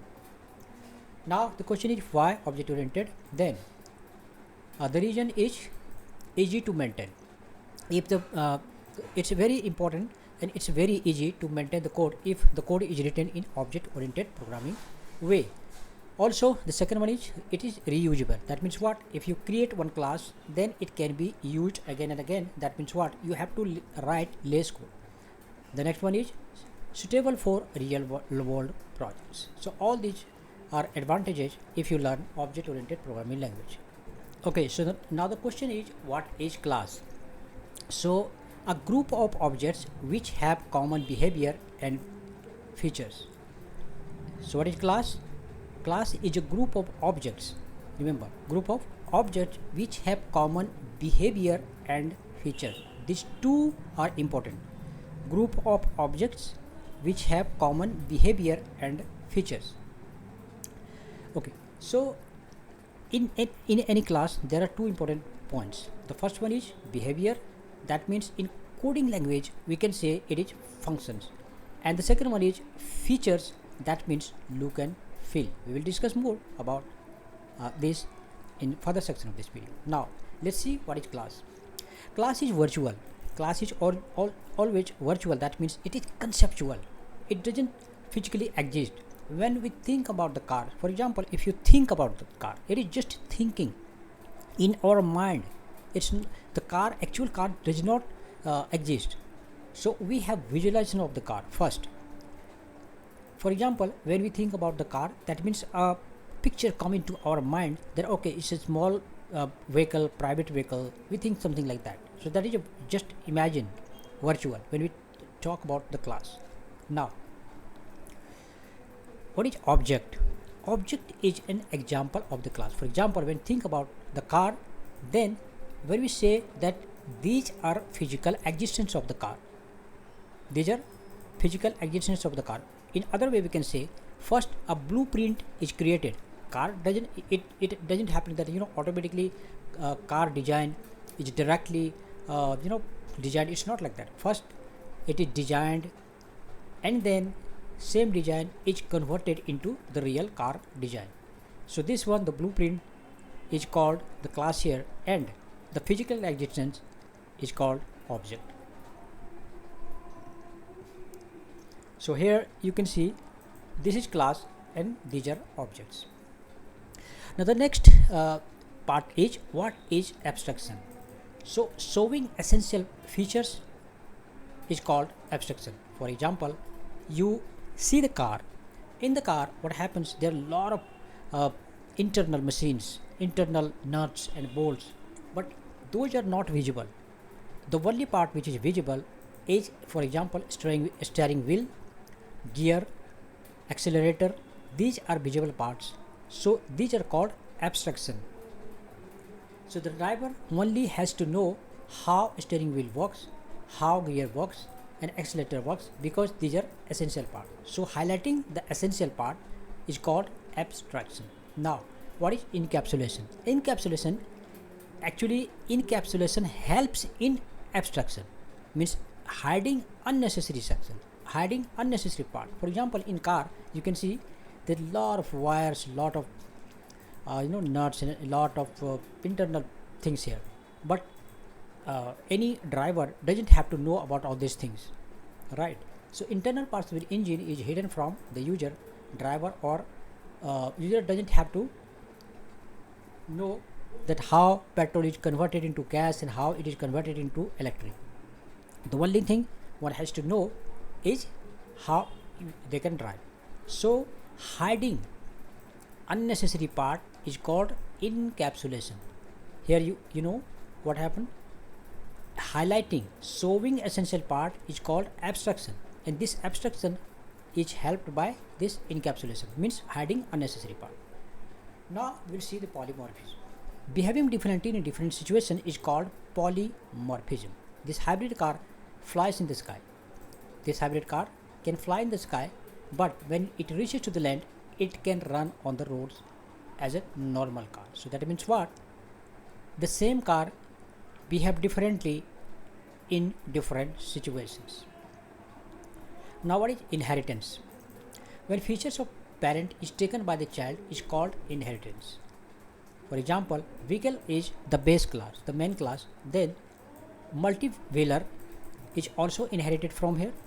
Two-wheelers are also inherited from the vehicle, but both these are vehicles. Now multi-wheeler, it can be bus, truck, cars, auto rickshaw, and two-wheelers, bike, bicycle. So you can see this complete structure is called inheritance. Now a lot of theory. Now we will see that how we can declare class in Dart. So here you can see, first you have to start from class, capital C, and then car. This is the class name. After this, we are defining here where color and where model. So that means what? These are called data member. These are called data members. And here you can see we have one more thing, and that is function, or this is the function, right? So these two are called properties, and this is called behavior, that means function. So variables are called here actually property, these variables, and functions are behaviors. But as we know that class is always virtual, it physically doesn't exist. So we have created here the class, but the data member we cannot access outside unless we create the object, because as you know object physically exists and not the class. So what you need to do, this is the class, you have to create object using this new car, new keyword is used, and we are creating here object. So now we can say, so this way you can create an object. Now if you want to access this color and model and this all, then you have to write like this object car, that means what? This color, and this run. Okay, now let's get back here and declare a class, and I will show you that how you can create class and also you can create object. So now let's get back here and let's create here one class dot. Okay, just I paste it here. So here is class person, name is class person, and there are two things, name and age, and this one is called constructor. So what is constructor? Constructor is a special function. Constructor is a special function. So when we create object, it automatically gets called. We don't have to call it specifically. And one very important thing what you might have noticed, the name of the class and the name of the constructor is always same. So you can see this is representative of the class, and here we are passing constructor itself is a function but special function. Why it's called a special function, I will show you. So it since it's a function, so we are passing here two parameters. We are passing two parameters, name and age. And now this is custom function, means this name can be anything. Here that we cannot change the name in constructor, but here you can change, means this is custom function. So whatever name you want to provide, you want to assign a name here. And finally what we are doing, print the name, whatever name you have provided here, and then age. So if you run this program, then dot class dot, it will not show anything.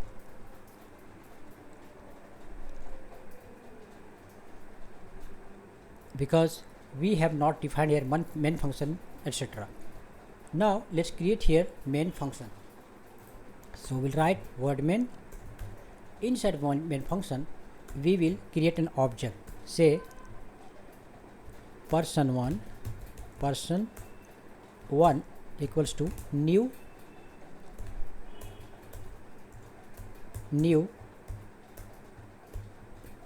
person.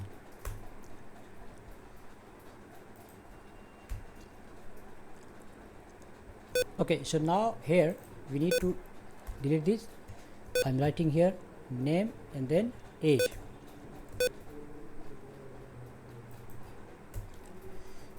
Alright, so what will happen when you pass this Umar, then it will go here, and this age will go here, and this name is coming here, and this age is coming here, and finally it will display. But still if you run, then it won't display anything. You run this, it won't display anything. To display the things, what you will have to do, you will have to call this one. So here you need to write print and then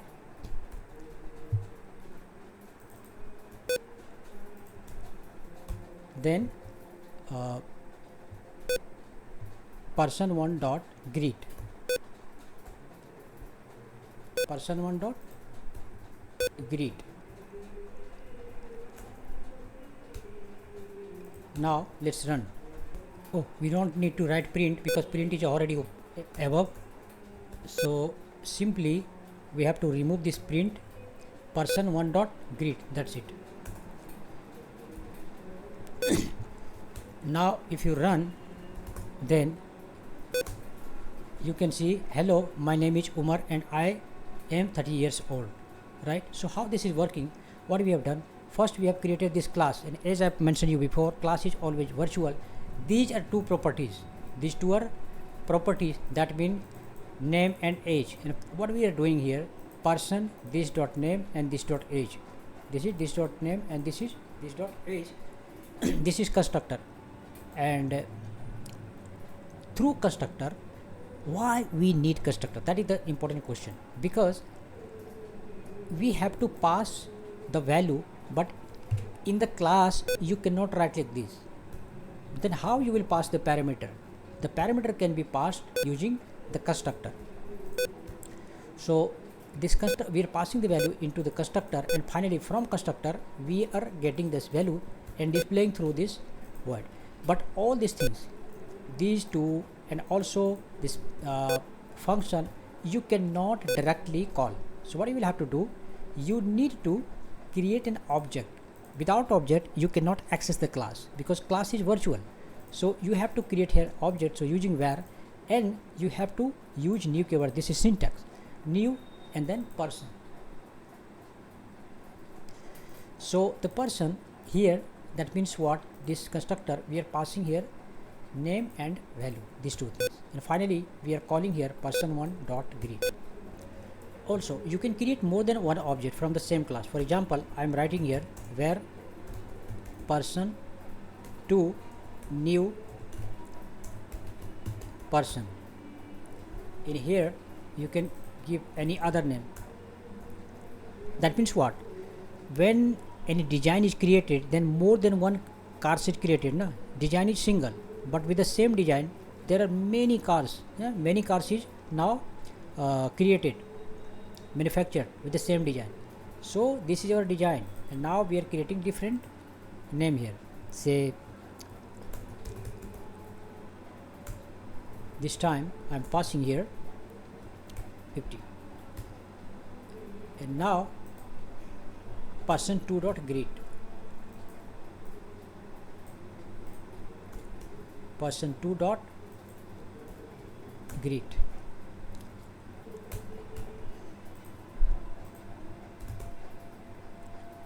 If you run, what happened?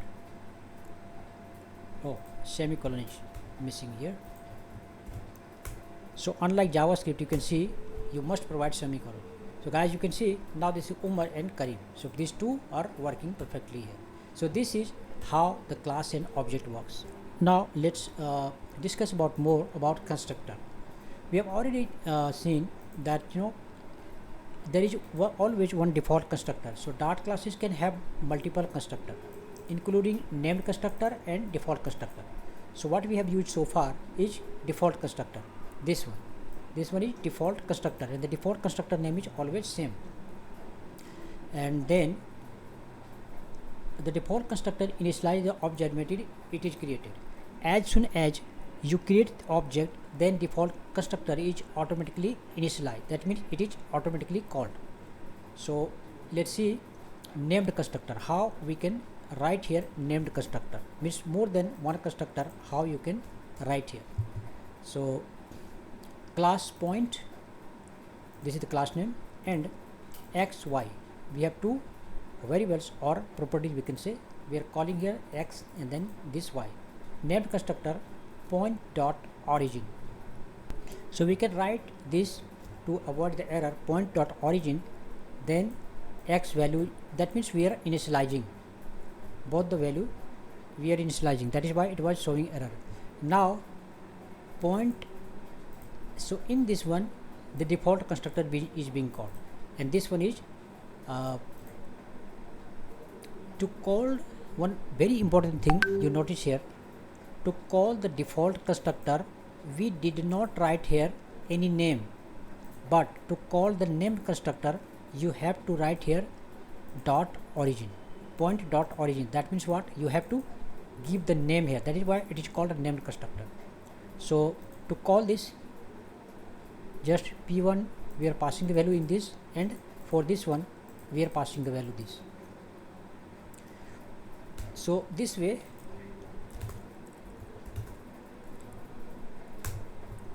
here you can see this is 10 10. This means this one is default constructor and this one is named constructor. If you want to pass parameter in this as well, so you can write x and y. Now you can pass the value in this one also, in named constructor. So you can see, okay, the value we are passing here. Oh, and we forgot to change here. This will be x x and y y. That means what? Now the value x value, whatever value we are passing to, it will go here, then here it will get assigned here. 5 it will go to here, then it will go here, and it will be assigned here. Finally it will display the result here. Now you can see whatever value we are passing, it is displaying successfully. So this way guys, what you learned here, so now you understood that there can be two kinds of constructors. One is default constructor, this one, and there can be named constructor as well. But in most of the cases only default constructor is used. Now let's check about inheritance. As you know, we have already seen the theory part in inheritance. Now this will work as a code. So let's go to here. This is the base class, the main class, okay, class animal, and inside that we have a function called void make sound and print sound here, some sound. Now this is the sub class dog extends. The keyword extends is used to inherit the property of the base class, animal class. Now this function can be called from this one also. So now this override, we are writing here override void make sound. That means what? This make sound we are overriding here, and we are writing here but, because in animal there is make sound and this one is also make sound. So now we are overriding this make sound function, and void vegetail print vegetail. Now what we are doing, we are creating object of the class. Which class? Child class. We are creating an object of child class, and this is just the object we are calling make sound from. And you make sound, you remember where is this? This one is in base class, and now we are calling the base class function from child class object.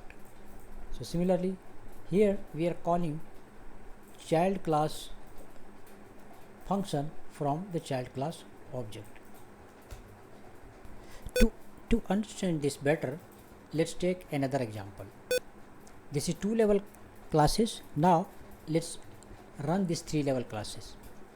So what is this? This is the first level class, that means base class. In the base class, that is called vehicle. Okay, all the vehicles have wheels and gears, right? This is the constructor, then wheels and this gear, and the base class has function called display specification or specs. Now second level car, this is class car extends vehicle, because car itself is a vehicle. So that means what? All the properties of vehicle class will inherit automatically by this car class. The car class will inherit all the properties, functions, and all these things in the car class. Now car class has its own property now, and that is has AC. Okay, what we are doing here, this car constructor int wheels, int gears, and this dot has AC. And also we are calling super means this constructor, vehicle constructor we are calling here, which has wheels and gears. Now override, because this display specs we have here also, so we are overriding the base function, and here we are writing just super dot display specs, print car has AC. Now third level, electric car extends car. This time we are extending the feature of car. That means all the feature of car is extended by electric car. Now this electric car will have all the features of vehicle car as well as car. Now it will contain its own property, and that is battery capacity. Now electric car, so all this here, all these things, and then super wheels gears AC. You can see wheels gears is the base class. This wheels and gears is from base class, and this AC has the second level class. Apart from that, so this constructor will contain its own as well as second level and third level, the first level also. And finally we are overriding once again here display and super dot display X. Super means it's a parent class. Okay, so we are calling this one, and finally we are printing here battery capacity. Now what we are doing, boolean has AC, and we are passing all the value here in AI car, and finally we are calling here in basic car. So let's create object of basic car, the main. Here we are creating the object of vehicle car here, vehicle actually, not car, so vehicle. So we are basic car, and then car we are passing these two. Electric car, we are creating object of electric car, we are passing parameters here. AI car, we are passing here parameter, all these things. And finally we are displaying display X, display specification electric car, display specification AI car. Guys, if you run, then you can see all the details here. Basic car specification, what is this? Vehicle 4 wheels and 5 gears, car AC true. Now electric car, vehicle has 4 wheels and 5 gears. This will contain from base class, and car has AC true. Electric car has battery capacity, this image. AI car specification, vehicle, all these features will contain, car feature will also contain, and this will contain its own feature, and that is called AI true. Guys, as you can see, this is our main class. This class is inherited by this class is inherited by this, and finally this class is inherited by fourth level. So this class will have all the features of second, third and first level. And finally we are calling here, we are creating object of car, we are creating object electric car, we are creating object of AI car. So when we display this one, it displays the base class, it displays the electric, and it displays the final one. So hope you understand that how this whole class and object and inheritance works in Dart. So that's it in this chapter. Let's meet in the next chapter. By that time, see you. Bye bye. Hello friends, welcome back to Tutorial Ace, and in this video you are learning Dart programming language. And guys, in this chapter you are going to learn about Dart functions. Function is very important part of any programming language, so we will discuss about this step by step. So guys, these are the very small part, and this is the syntax actually. So what happens in any function, first you need to write here return type, and the second one is function name, and then parameters, and inside the body whatever you want to write, and finally function will return any value. So this is the basic syntax of any function. Now let's see one of the examples. So far we have been using only main method or main function. So this time we are going to use more than one function. Here you can see we have one function called greet. We have a function called greet where it says hello. Now what we are doing, we are calling that function here, right? And we are passing a parameter here. That parameter is going to this function as a name, and finally we are catching here. Let me show you how that works. Okay, this works like this. You are entering the value here, it goes to name, and then that name is coming here, and finally the output is displaying as a whole. So once again, if you are putting here Bob, in that case it will show hello Bob and hello Alice. So this is called parameterized function. If you don't want to use this parameter, then without parameter function without parameter is also possible. Now if you run this program, so dot functions dot, you can see hello Alice, hello Bob. So what we are doing, this is our main function. Remember, whenever you run any program, the first method, you can have many functions, many methods, but the first method which runs is main method. And after running this main method, it searches for this function, and then it goes there. We are passing the parameter. This parameter is being passed here, and from there it is inherited here, and finally the result is shown. And there is a return type here, void. What means what? When you don't know the return type, means it will be a number, string, boolean. You don't know. In that case, we use here void return type. But in case you know, then I will show you later. In that case, you can write here directly the return type also. So now let's break it down, and you can see first it is return type, which I am talking about. This one, return type here is void. Second one is function name. Here you can see the function name is greet. And third one is parameters, which we have passed here as a name. This is the parameter. And next one is function body and return statement. Currently we don't have return statement, but later in other program I will show you without. It can be return or not, but ultimately it returns the function. Okay, the next one we will see a function with return values. Okay, so here this is the example. In this one you can see what we have done. Return type is void in both the cases. Main will always return void, but other functions can have return type.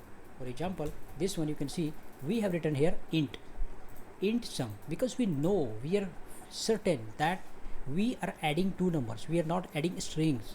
That is why we have specifically written here int. We know the return type, the return type will be integer only. That is why we have written here return type.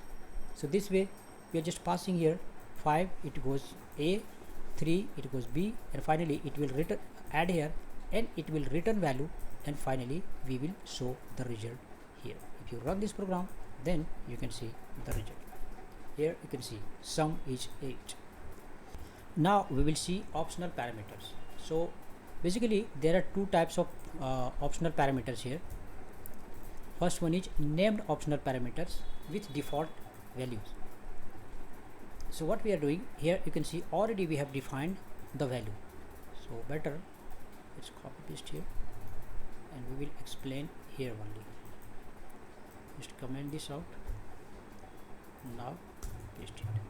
So what is happening here, you can see this is the function name, this is the return type, and what we are doing here, string name, then int age, we are passing the value here 30 already we have defined here. So this is called named parameter, named optional parameter.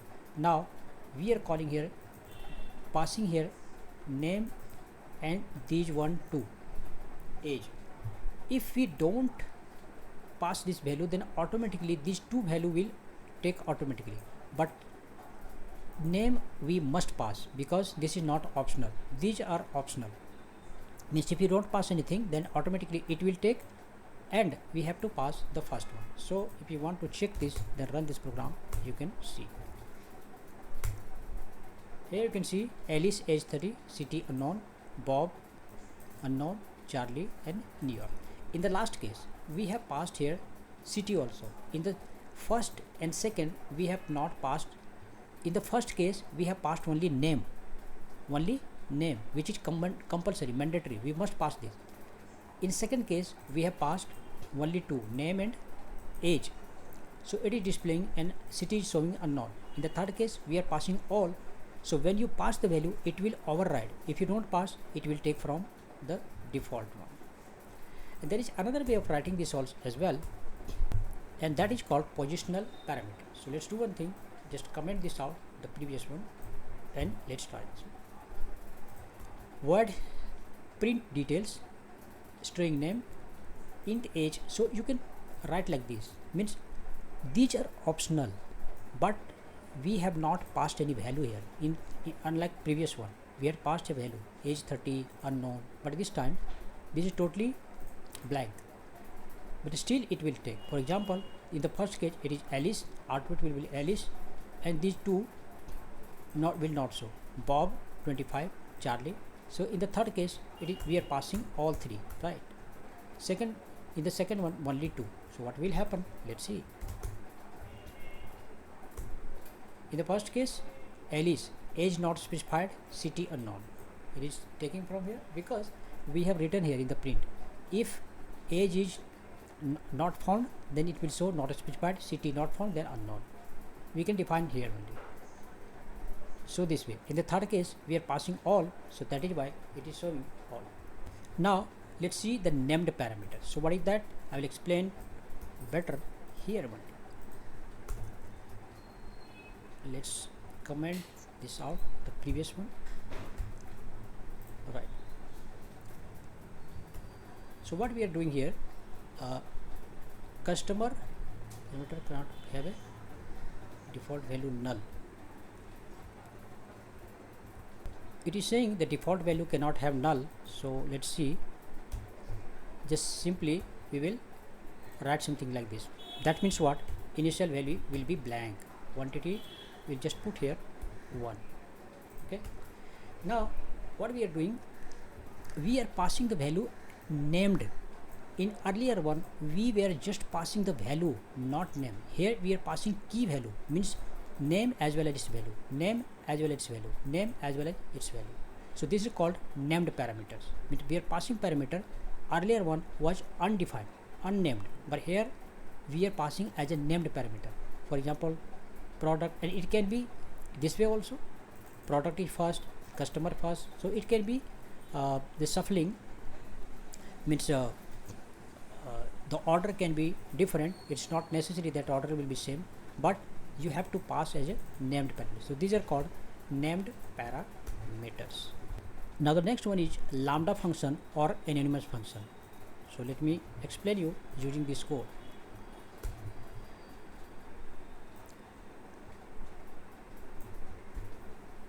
In all the previous example, we have given any certain name. For example, print details. We are providing the name here. But in this case, you will see here we are creating a function, this function. So better, let's do one thing. Okay. This is a function inside main function, but there is no any name here. This is called anonymous function or lambda function. When you don't define, the actual name is here, and finally we are calling here multiply, then we are passing the parameters, but we don't have any name here. So that is called lambda function or named, this is called lambda function or anonymous function. And another one is arrow function. So what happens in arrow function, let me explain you here. Just copy, comment it here, and then arrow function. In arrow function, all the things is written in single line. You can see there is no function body. In this case, what happens here, curly braces, and inside there is a return statement. So same thing we are writing here in single line. That means what? This is the function name, and this one and the function body is here. Since we are using here arrow, that is why this is called arrow function. And finally we are calling here. And the last one is high order functions. That means what? When one function calls another function inside a function, that is called, we can call the main function as a high order function. For example, let's see this. What we are doing, this is executive function. Inside it again there is another function, right? So this function here is called high order function, means one function can be inside another function. So the main function is called high order function. And finally say hello, we can print here. So simply when one function is passed into another function, the main function is called high order function. So guys, hope you like this video, and still if you have not subscribed, then don't forget to subscribe and write your feedback into comment so that we can improve the video further, and also like and comment.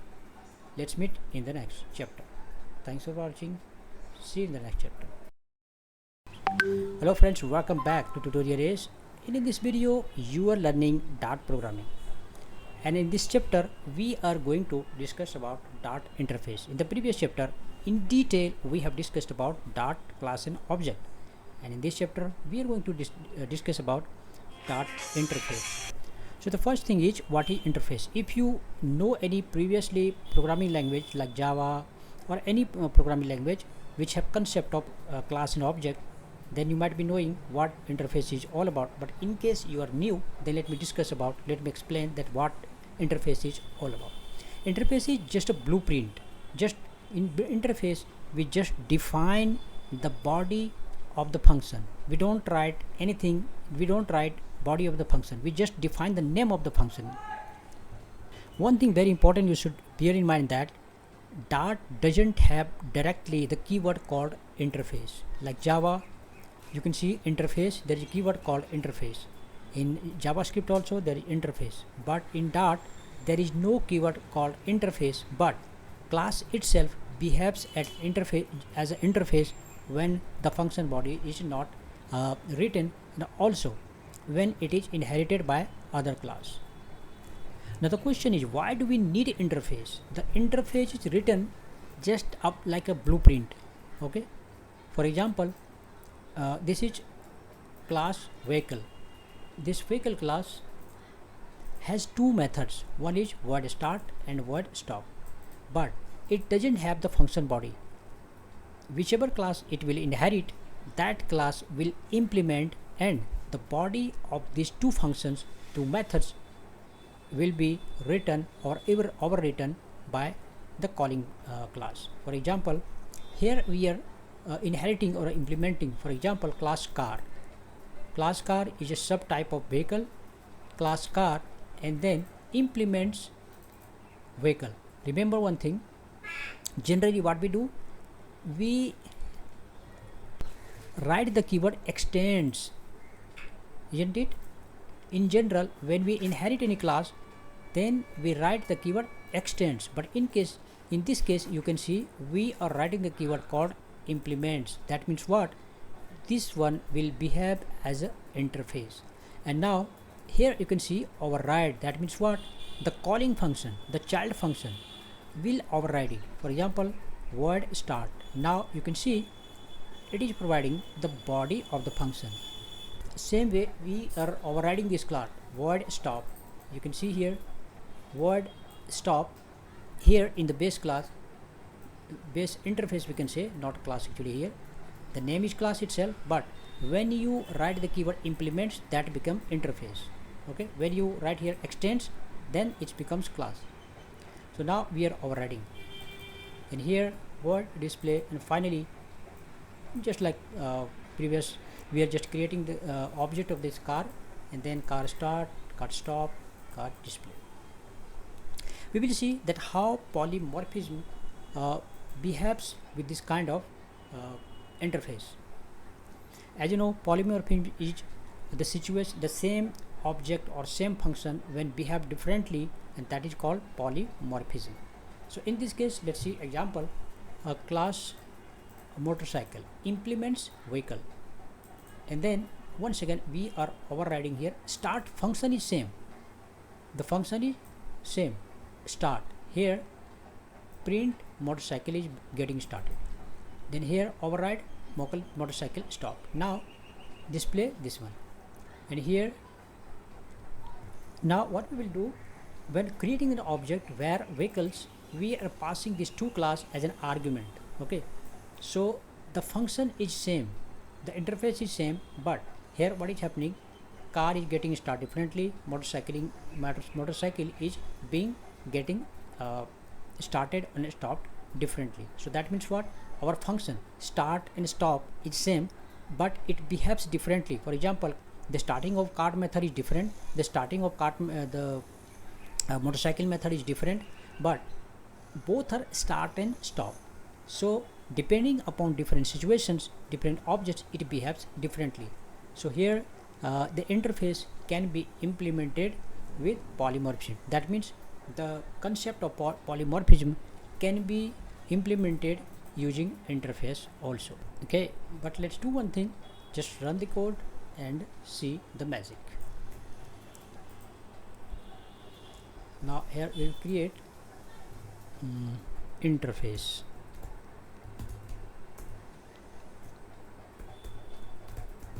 Interface dot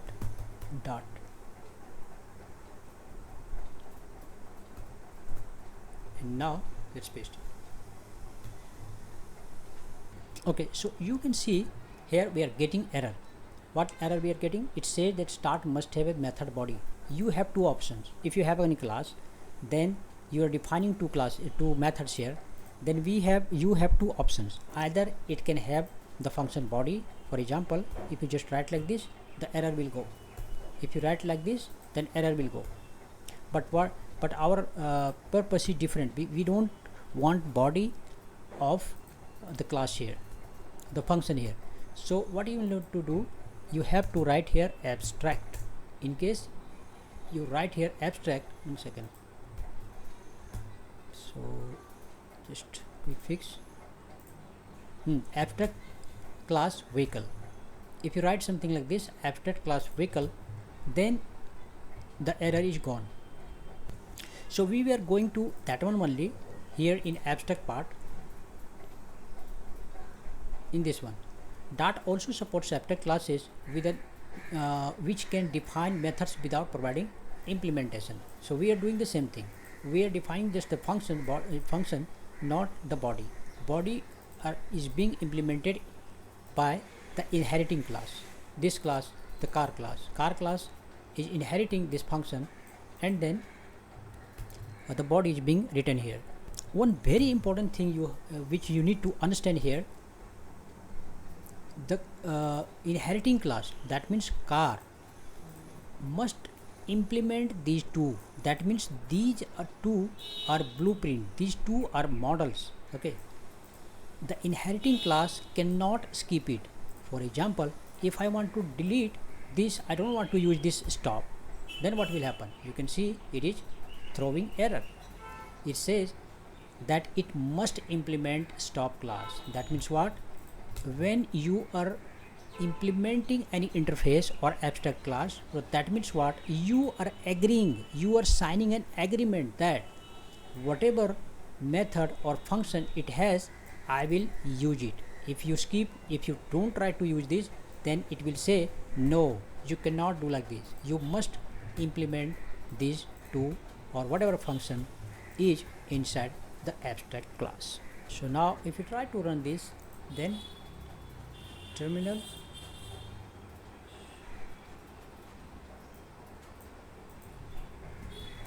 dot, then interface dot. So here you can see the output. Car started, car stopped. This is car. Here car started, car stopped, and this is car. This is another method. So okay, what did you learn so far?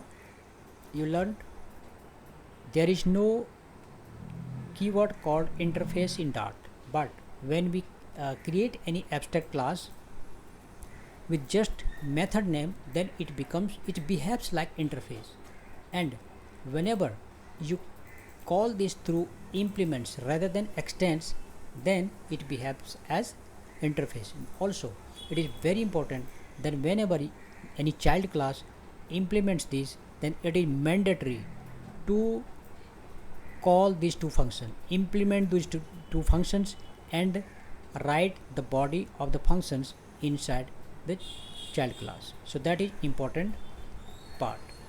Now the question is, why do we need this? We are creating a just format here. Okay, we are just creating format so that the implementing class may not make mistake. Means the implementing class must comply with the format. So that is the idea of this interface or abstract class. So guys, that's it just in this chapter. Let's continue the next chapter. Hello guys, welcome back to tutorials, and in this video you are learning Dart programming language, and in this chapter we are going to discuss about Dart collections. In fact, we have already covered these things in detail in previous chapter of this video, but once again let's see what this collection is all about. In Dart, collection are used to store multiple value of a similar different types. Dart provides several built-in collection types that serve different purposes, such as list, sets, and maps. Guys, we have already covered this list in details in the previous chapter. We will just have a brief overview of this. So what is list? List is unordered element or values. So what is list? List is ordered collections of elements. These are called elements. 1, 2, 3, 4, 5. These are elements. These are ordered list of elements. That means what? Through its value, that means key, we can retrieve the value, right? Okay, so better let's see with example, then it will be better to understand. There are different kinds of examples in this. So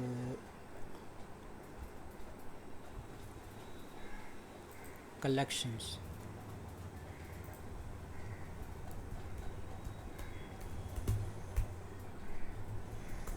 Dart. So what is happening here? This is list. If you want to access the value of these 3, then what happens? You have to write 0, 1, 2, that means 2. If you are writing here 0, that means what? It will access the first element, that means 1.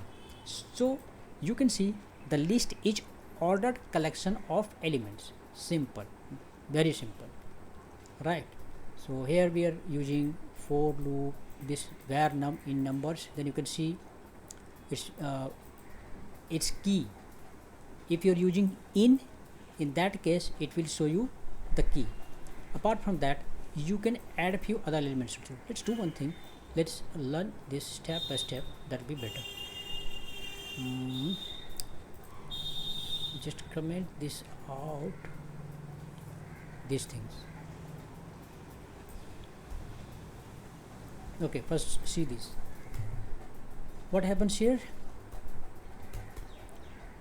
This print will show the value of 1 because this is we are writing here index 1. It will display the total length, and here you can find the indexes, not the values. For example, here you need to write Dart, then collections dot Dart. So guys, you can see 1, 2, 3, 4, 5. So that means what? You are getting this value 1, 2, 3, 4, 5. But in first case, you can see the first element is 1, and total length it is displaying is 5 because there are 5 elements. So there are two important things. One is it is indexed, ordered. Ordered means through its index you can fetch the value. So that is the main thing. Apart from that, you can update its value. So what does it mean? The meaning is if you, there are already 5, but if you want to add another one at position 6, in that case it will display the 6. Again, what we are doing, add all 7 and 8. If you are adding single value, then add all, you can add here multiple value. Now if you print then it will display you 1 2 3 4 5 6 7 and 8. Okay, we have not printed here, that is why you need to print here. Updated list, are we showing here? Yeah, updated list, it is showing 1 2 3 4 5 6 7 8. Now to remove the element here, in this case just you need to write remove 3. That means it will remove the index 3.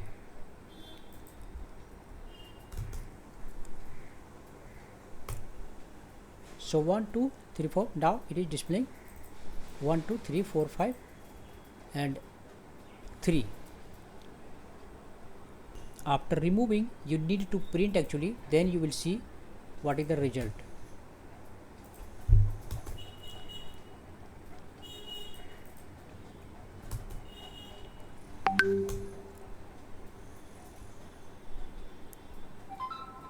Here you can see 1 2 3 1 2 and then directly 4, there is no 3. Now this one, if you want to check if the list contains 7, means if you want to check any specific element whether it contains, whether it exists in the list or not, in that case you can check by contains.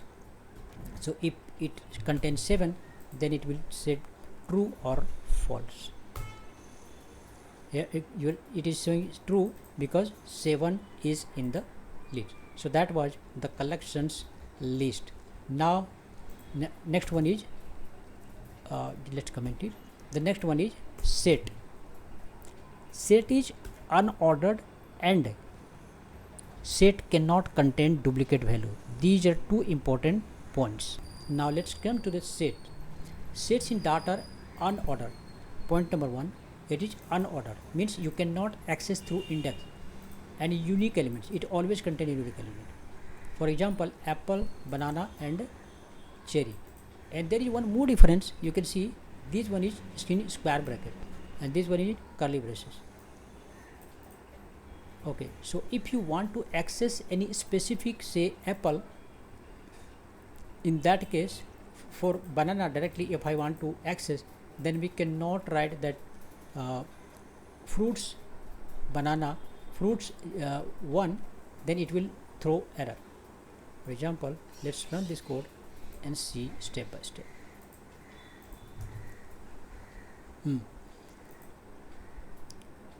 What we are doing, we are adding, yeah, it is possible to add here, we are adding orange, so it will add in the last, and finally it will display apple, banana, cherry and orange like this. Fruits add banana. If we try to add banana once again, then it will throw error. Why? Because banana is already in the list. It will not allow you duplicate value in sets. Remove banana, so it will successfully remove, and it also contains, through contents we can check if the value exists or not. Here you can see apple, banana, cherry and orange in the first output, this one.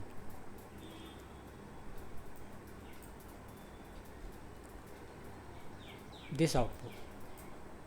Second one, duplicate. It is saying after duplicate. That means what? It will not show you banana 2 times. It will show only 1 time. Second one, removal.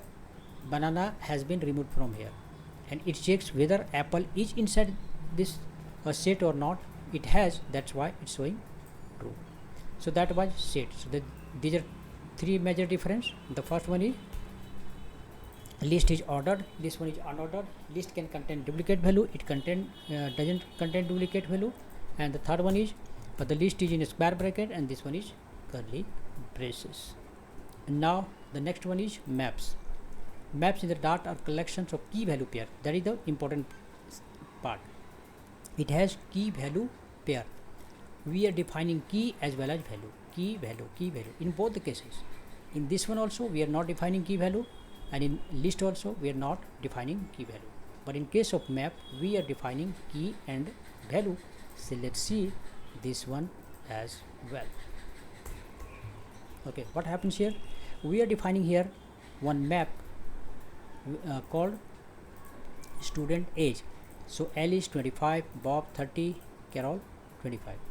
Now if you want to display this, then you need to pass here the key, then it will show you 25, this one, the first. And now adding a new entry.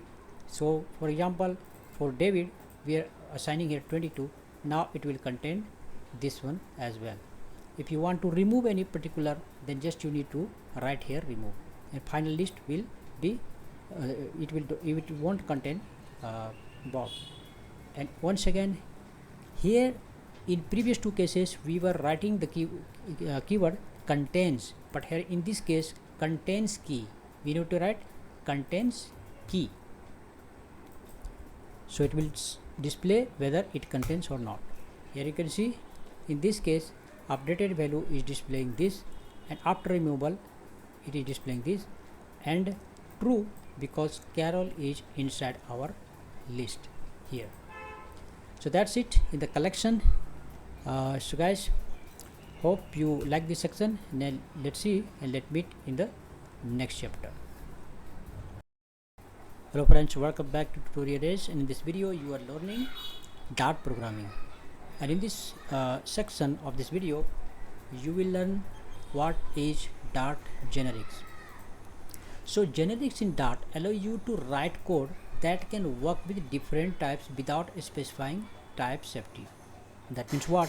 When you don't know what kind of data the class or function or any object will be receiving, if you don't have idea, in that case we can use generics. They provide a way to define classes. It can be used with classes, functions, method. So with all these things you can use generics.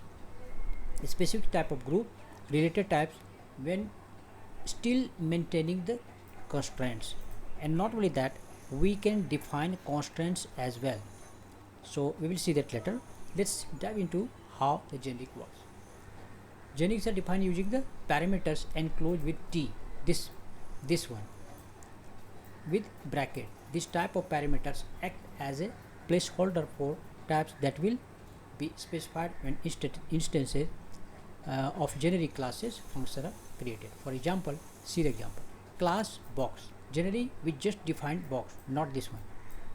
So what we are doing, a generic class box that can hold any type of value. So that is the main purpose. It can contain any kind of value. So that is why we are specifying here. That means this is specific value, general value. So T value, and then box this dot value, T get value. This one is for returning the value. Now what happened here? We are creating an object where int box int. What we are doing now, here we are defining the data type. Generally what happens, data type we define in the top when declaring the variable, but we are defining the data type at runtime. So that is the most important thing in generic. We are defining the data type at the time of its calling. And same thing what we are doing, string box string. In this case data type we are defining here at runtime. So we are writing here hello world. So that means what? We are passing here integer, it successfully takes. We are passing here string, it also successfully takes. So that is the main purpose of generic. When we don't know the data type, rather we want to define the data type at the time of running this program. In that case you can use generic. And now finally int value, we are getting this int value, this one, and here string value we are displaying. So finally we are printing. Let's run this code and see how does it behave.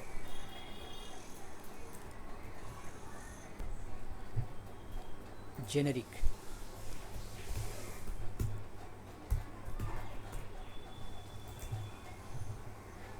So we are defining this class. So far you might have seen there is no concept of this, only we were defining like this, right? But what we are doing here, we are passing this curly bracket, this square bracket, angular bracket, not square bracket, this angular bracket, and finally this T value here you can see we are not defining any data type, and this box will take the value, and finally it will return. That means it will display. And here you can see what we are doing. We are writing the data type here. We are writing the data type at runtime, not here. Generally what we do, we define the data type here while declaring the any variable, but we are passing the, and in this case whether we are passing integer or string, both the values it takes successfully. It doesn't complain anything. So finally let's run the code. Generics dot. Here you can see 10 is displaying successfully, and this one, the string, means runtime we are passing integer and string, and both is compatible with this. Now we will see with constraints, this generics. Constraints means what? It is just like interface. If you remember, in previous chapter we had discussed in detail that how this abstract class works. And in abstract class, normally what happens, there is a method, which method must be implemented by the extended class. That means whichever class it's implementing. So this generic class is implementing this abstract class. So that means what? We are doing a constraint, or we are putting a condition that this word display must be implemented by the generic class. So here you can see class box extends base class. That means what? We are putting a constraints in the class box that this base class function, which is display, must be implemented here. Now int box extends base class in here, string box extends base class, and finally it's overriding the display method, which is inside here, inside the base class. This one also is overriding, this one is also overriding here. And finally what we are doing, same way we are putting here int box, we are putting here string box, and we are putting the value. So this way you can use the constraint as well using this generic class.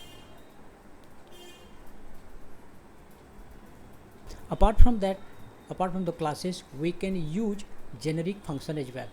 For example, getMax t extends comparable, and here we are comparing two numbers, which is with ternary operators.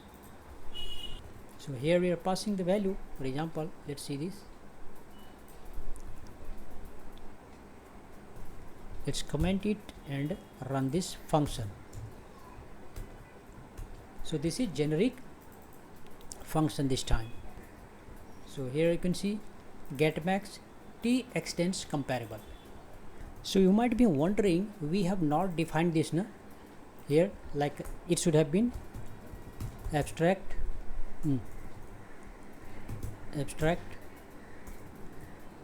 something like this. So what happens here, this is comparable class which we are inheriting here, that means extending here. So generally int or double inherit intently, that means specifically you don't have to define this. Even you don't define, then implicitly means from inside it automatically understands, detects that okay, this comparable is being inherited actually, so it should be number or double. In that case automatically this one is inherited, and what it is doing, it is comparing the two numbers and returning the value.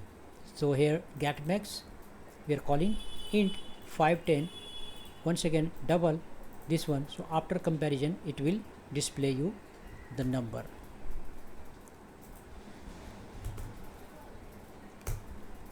So what is the benefit? The benefit is that we are passing our data type here rather than directly writing the data type inside our function.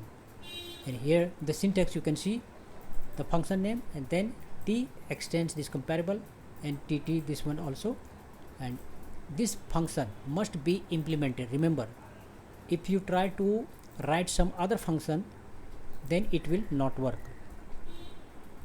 For example, if I am writing 2s, whatever you put, it won't allow, because comparable class always contains this compare to function inside that. So that's it. Now let's see the summary. Generics in Dart allow you to write reusable code. What is the benefit? We can write reusable code that can work with different types while maintaining type safety. Generic classes and functions are defined using the parameter this. With this we can define the generic, which are replaced with actual types when the interfaces or invocations are made. Constants extends on generic restrict types that can be used as a type argument, enhancing type safety and code clarity. So guys, hope you understand this. Let's meet in the next video. Hello friends, welcome back to Tutorial Days, and in this video you are going to learn Dart package. In the previous video we have covered several subjects, and in this one we are going to discuss about Dart package. While working on the Flutter project, you will see, for example, let me show you. Here you can see a lot of packages are being imported. Okay, so in this section you will learn how to create your own package and how to call that package into your project. So the question is, what is package? Packages are a way to organize and share the library's code. That means what? You create one package and you can use in other projects. So this way, this is the way of organizing the code, and this code is reusable as well. So as you can see, they encapsulate reusable components, making it easier to manage dependency, share functionality across the project, and collaborate with other developers. So we are going to create one package. So in Dart package, a directory containing Dart code along with the pubspec.yaml. We will be creating this one, and this is a configuration file. So let's see the structure of this one. What we will do, we will create two folders. The first one will be my Dart package, and second one will be my Dart project. So we will create this project package, and we will call that package into our this project. So as you can see, in this one there is lib folder, inside that my Dart package. So whatever name you want to put, you can give here, and pubspec.yml in this one, and in the project we will create a folder called bin, and in that inside that main.dart, and inside that pubspec.yml. So we will be creating this. So let's do one thing. Let's start creating, and we will check that how this package works. So let's go to Visual Studio Code and file. I'll close it, close folder.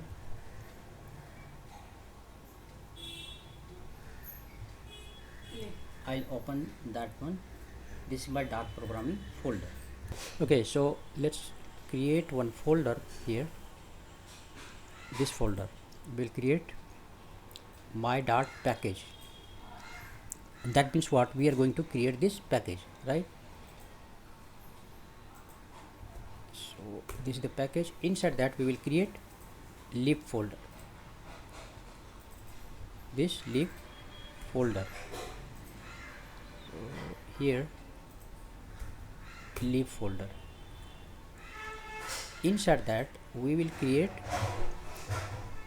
and after this lib folder we will have to create this one. So as per the structure, you can see this will be outside of lib folder, not inside. I'll click on this, and then I'll create this file. Not read it as well. Here. So this is inside this one, and inside that we will write this code here, the specification. So here you can see this is the package name, and here this is version number, description, And dependency, you need this Flutter SDK, and environment is SDK version this one. Okay, now the next task will be, and as you can see it is downloading here this dependency environment. Now the next task will be to add this code inside this dart. So once again inside lib folder, that means here inside our library folder we will create this file, and here we are going to write something, say this,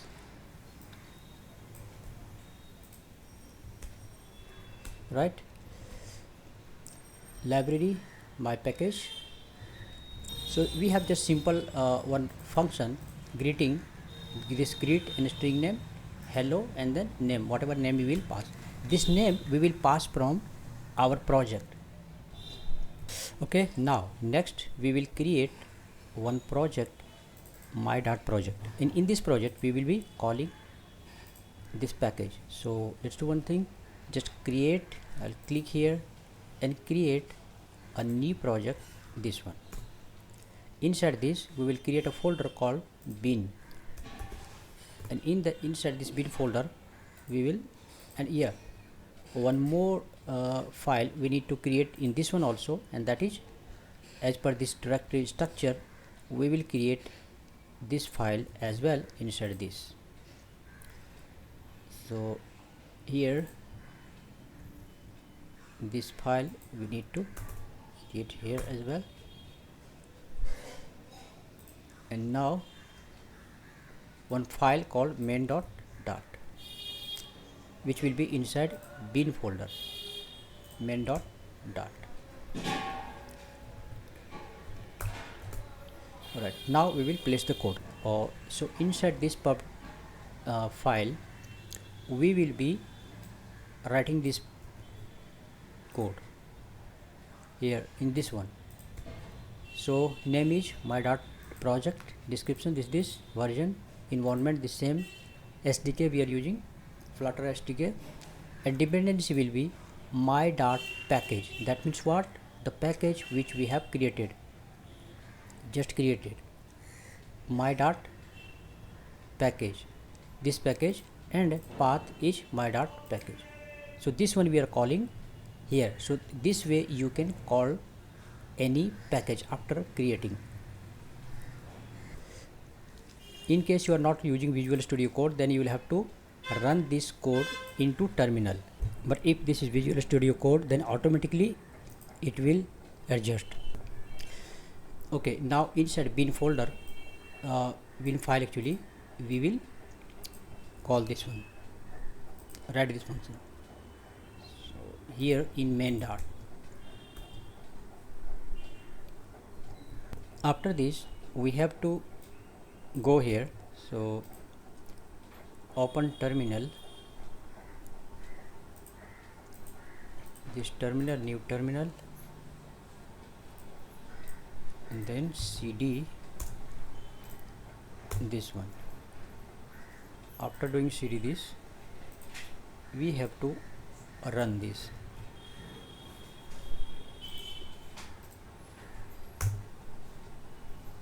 Okay, it says there is some problem in this. Okay, we missed this code, that is why we have to import this package here in the top, that's why it didn't work.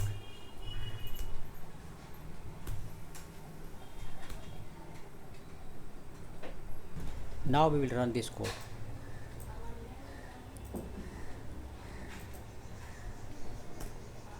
So you can see hello world. So how this is working, let me explain you once again what we have done so far. We have created this package, inside package you can see it automatically came. We created this lib folder, inside that we have created just a simple function, and the function name is greet. Okay, and this one will be taking as parameter, and whatever name we will pass here, it will say hello name. Okay, the name will be passing from the project, other project inside this package, and not this one, and in this YML file we have created name, project name, this name, and then version, description, and dependencies. This is Flutter SDK, and environment, this is the version, SDK version. That's it. So this way we have created our package. Now this package we will call into our another project, and the project is my dot project. In this one, inside bin, we are calling this package here, package my dot package dot this one, and after this we are calling this function. The function is defined into here, this one. So this function we are calling into the project, and finally we are passing this value world so that it will show hello world. That is why it is displaying here hello world, and its dependency, which is pubspec.yml, we need to create here the dependency, this one, SDK version, and then finally we are calling this package in dependency. So guys, this way we have created this package. This package can be used in any other project. So the benefit is that you once create this package, and you can make this reusable, and you can call this in whichever project you want.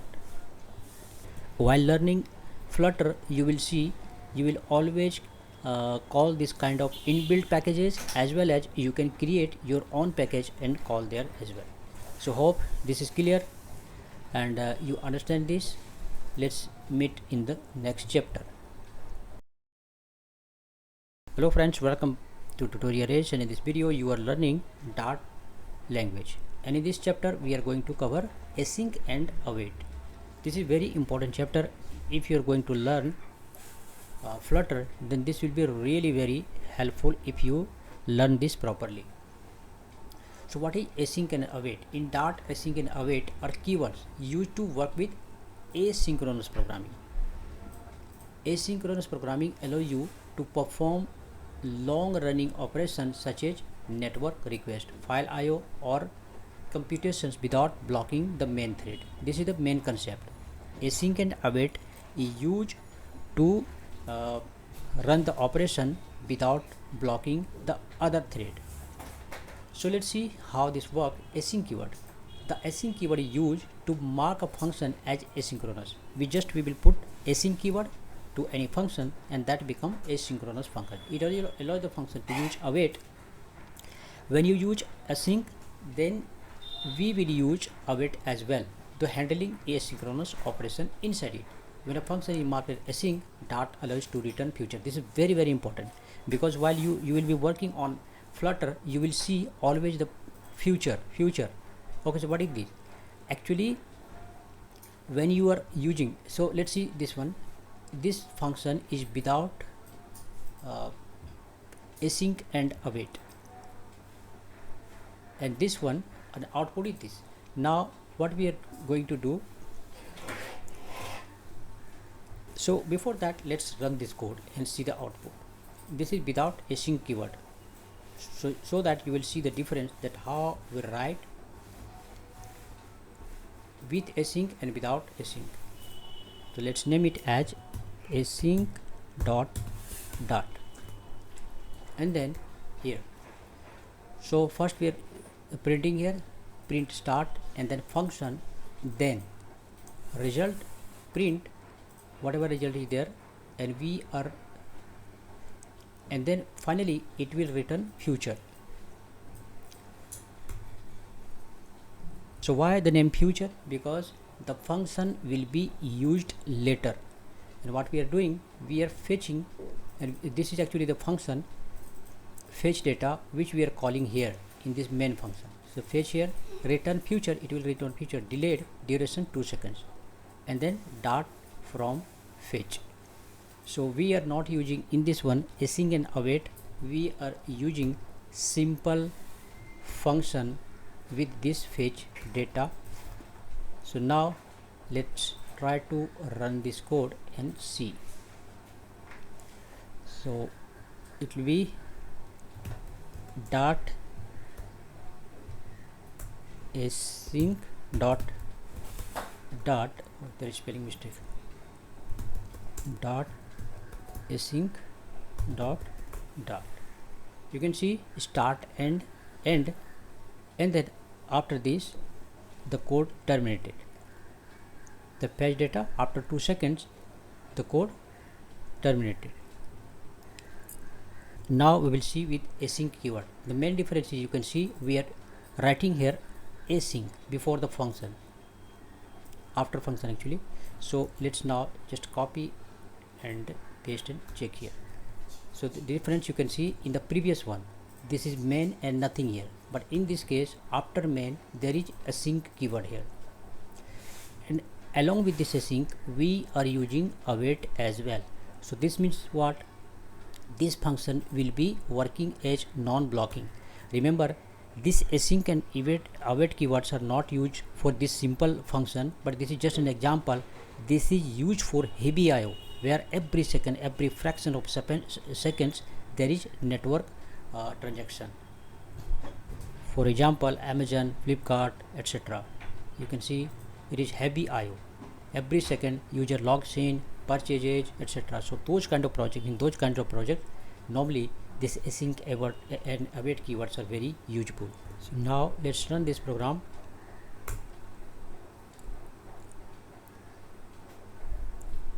Okay, if you run this program, the result will be almost same, but as I mentioned it before, this is not for very simple project, but normally for heavy IO. So here as well, start and then wait, and then finally fetch data from this and then end.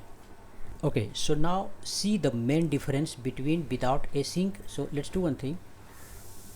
Let's start this and see carefully. I'm running this. Start end. You can see instantly start and end. Then it didn't await, right? It didn't await this function. But if you run this project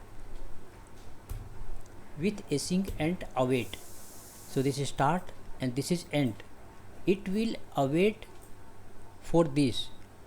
If this is executed, only then the end will run. So if you run here, this is start, then program executed and then end. So this is the way how this async and await work. So as you can see, it is more efficient as compared to the other one. So the main idea of await keyword is, inside async function, when await is used inside async function, Dart suspends the execution of the function until await operation, which means future completes, right? So that is the main idea. Now we will see with try and catch block. This is very useful when there is any error. Then if you want to show the custom message, in that case this one is very useful with try and catch block. So here you can see this is try, and if there is any error, then it will show into the catch block. Everything else is fine here. Return future and then delayed 2 seconds. If there is any if it fails, then it will show the catch block. So try and catch block is always used to handle exception, that means handle any error efficiently. As you can see, it says fetching data exception failed to fetch data. Now let's see the real-time example. So what we will do, just create one folder called fetch or async. Okay, fetch is fine. Fetch. Inside this we will create one folder, pubspec.yml, this one.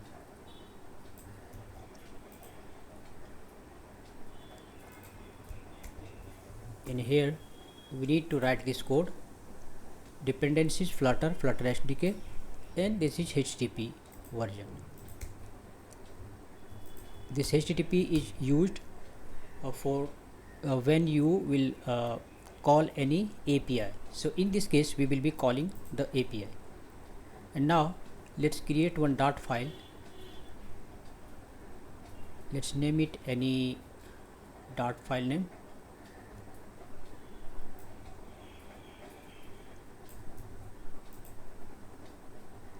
So inside this we will write any main.dart, main.dart.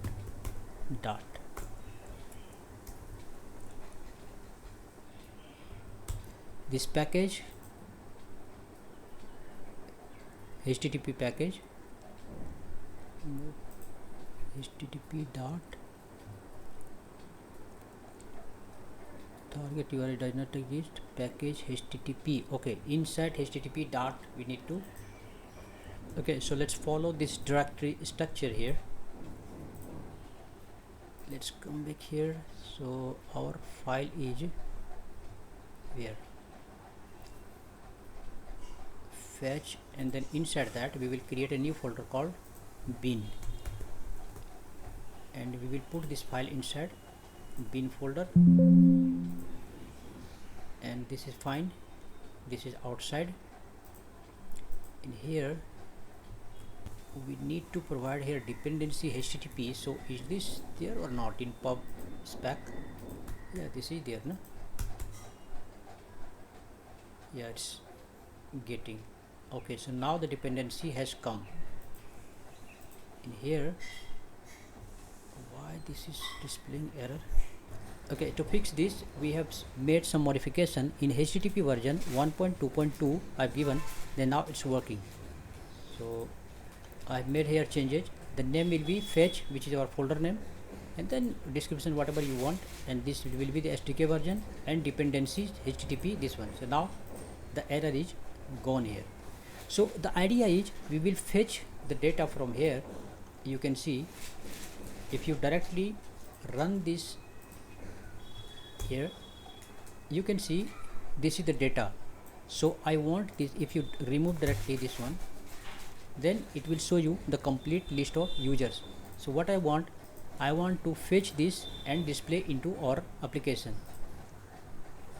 So here we are using async keyword, and here you can see await for fetching the data, and the data is being fetched here in future function here from this one, and response code it if 200, then this one it will show okay, the data has been successfully written, or it will show in JSON format.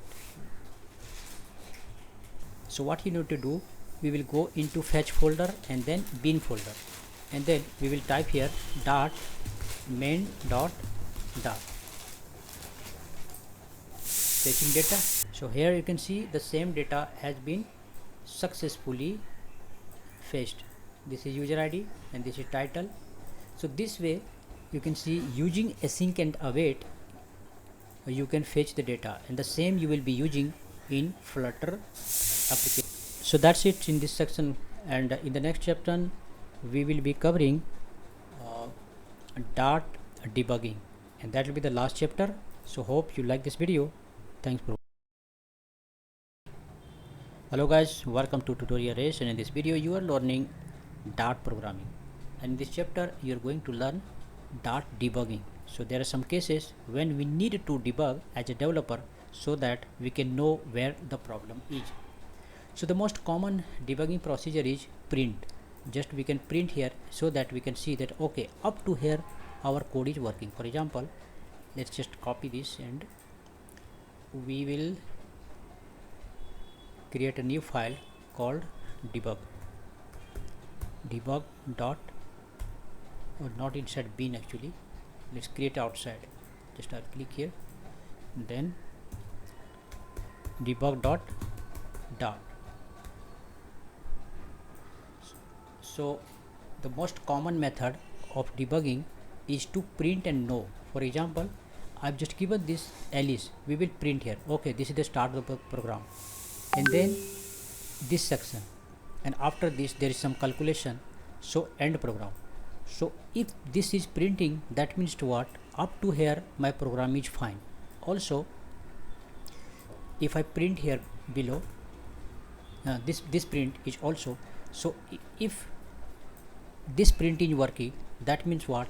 Up to here is also fine, and up to here if it's working, then fine, there is something wrong. So that means what? Step by step printing any section, you can debug and know where the problem is. So this is the most common method of debugging. So let's see, dot and then debug dot. Here you can see it is displaying result, calculating result 15, end of the program. Okay, so this way we can debug here. So this way step by step you can do debugging. For example, start program, then ls is displaying, then this one, then this one, then this one. Okay, so using print we can debug our programming, the coding, and know where the problem is. The second method is assert statements. So dart provides assert statement to check for conditions that must be true during development and testing but not needed for the production. So this assert is generally used for testing purpose only, not at the time of production. So rather than assert, we will write in production if condition, right? But if you want to check really if this is true or not, in that case we can write here assert. So let's run this.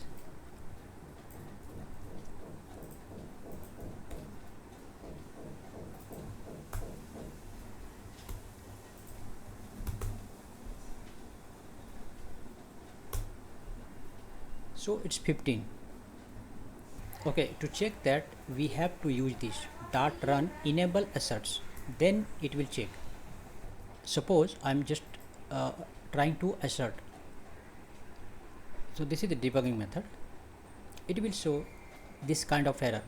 Line number this, age must be greater than 18. So you might be thinking, okay, we can check this through if else also, but this is for debugging purpose only. If I put here 19, in that case now it will say age 19. So this way, this is the second method of debugging. Another method is try and catch block.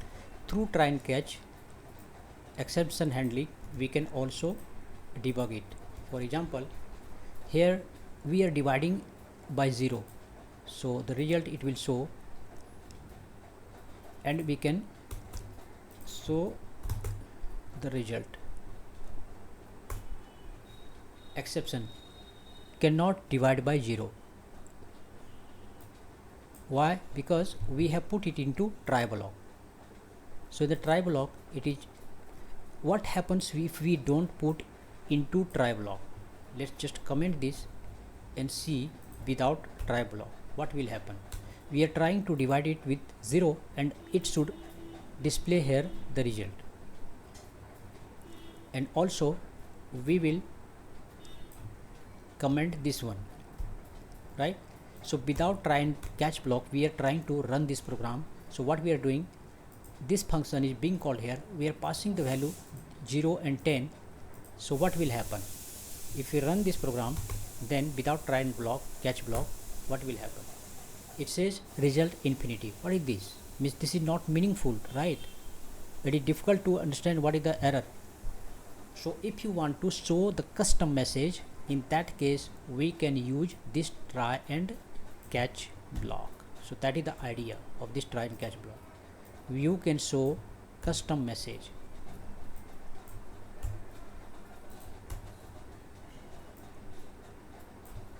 So what happens here, if everything is fine, then it will go inside try block.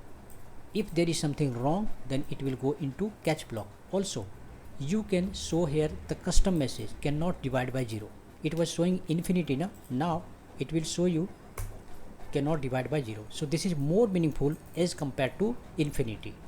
So this way we can debug our code as well. So hope guys, this is the end of this Dart programming tutorial series. If you like this video, don't forget to subscribe, and also please write if you have any question queries in the comment box, so that when I'll get time, definitely I'll try my best to reply. So thank you for watching. Bye bye.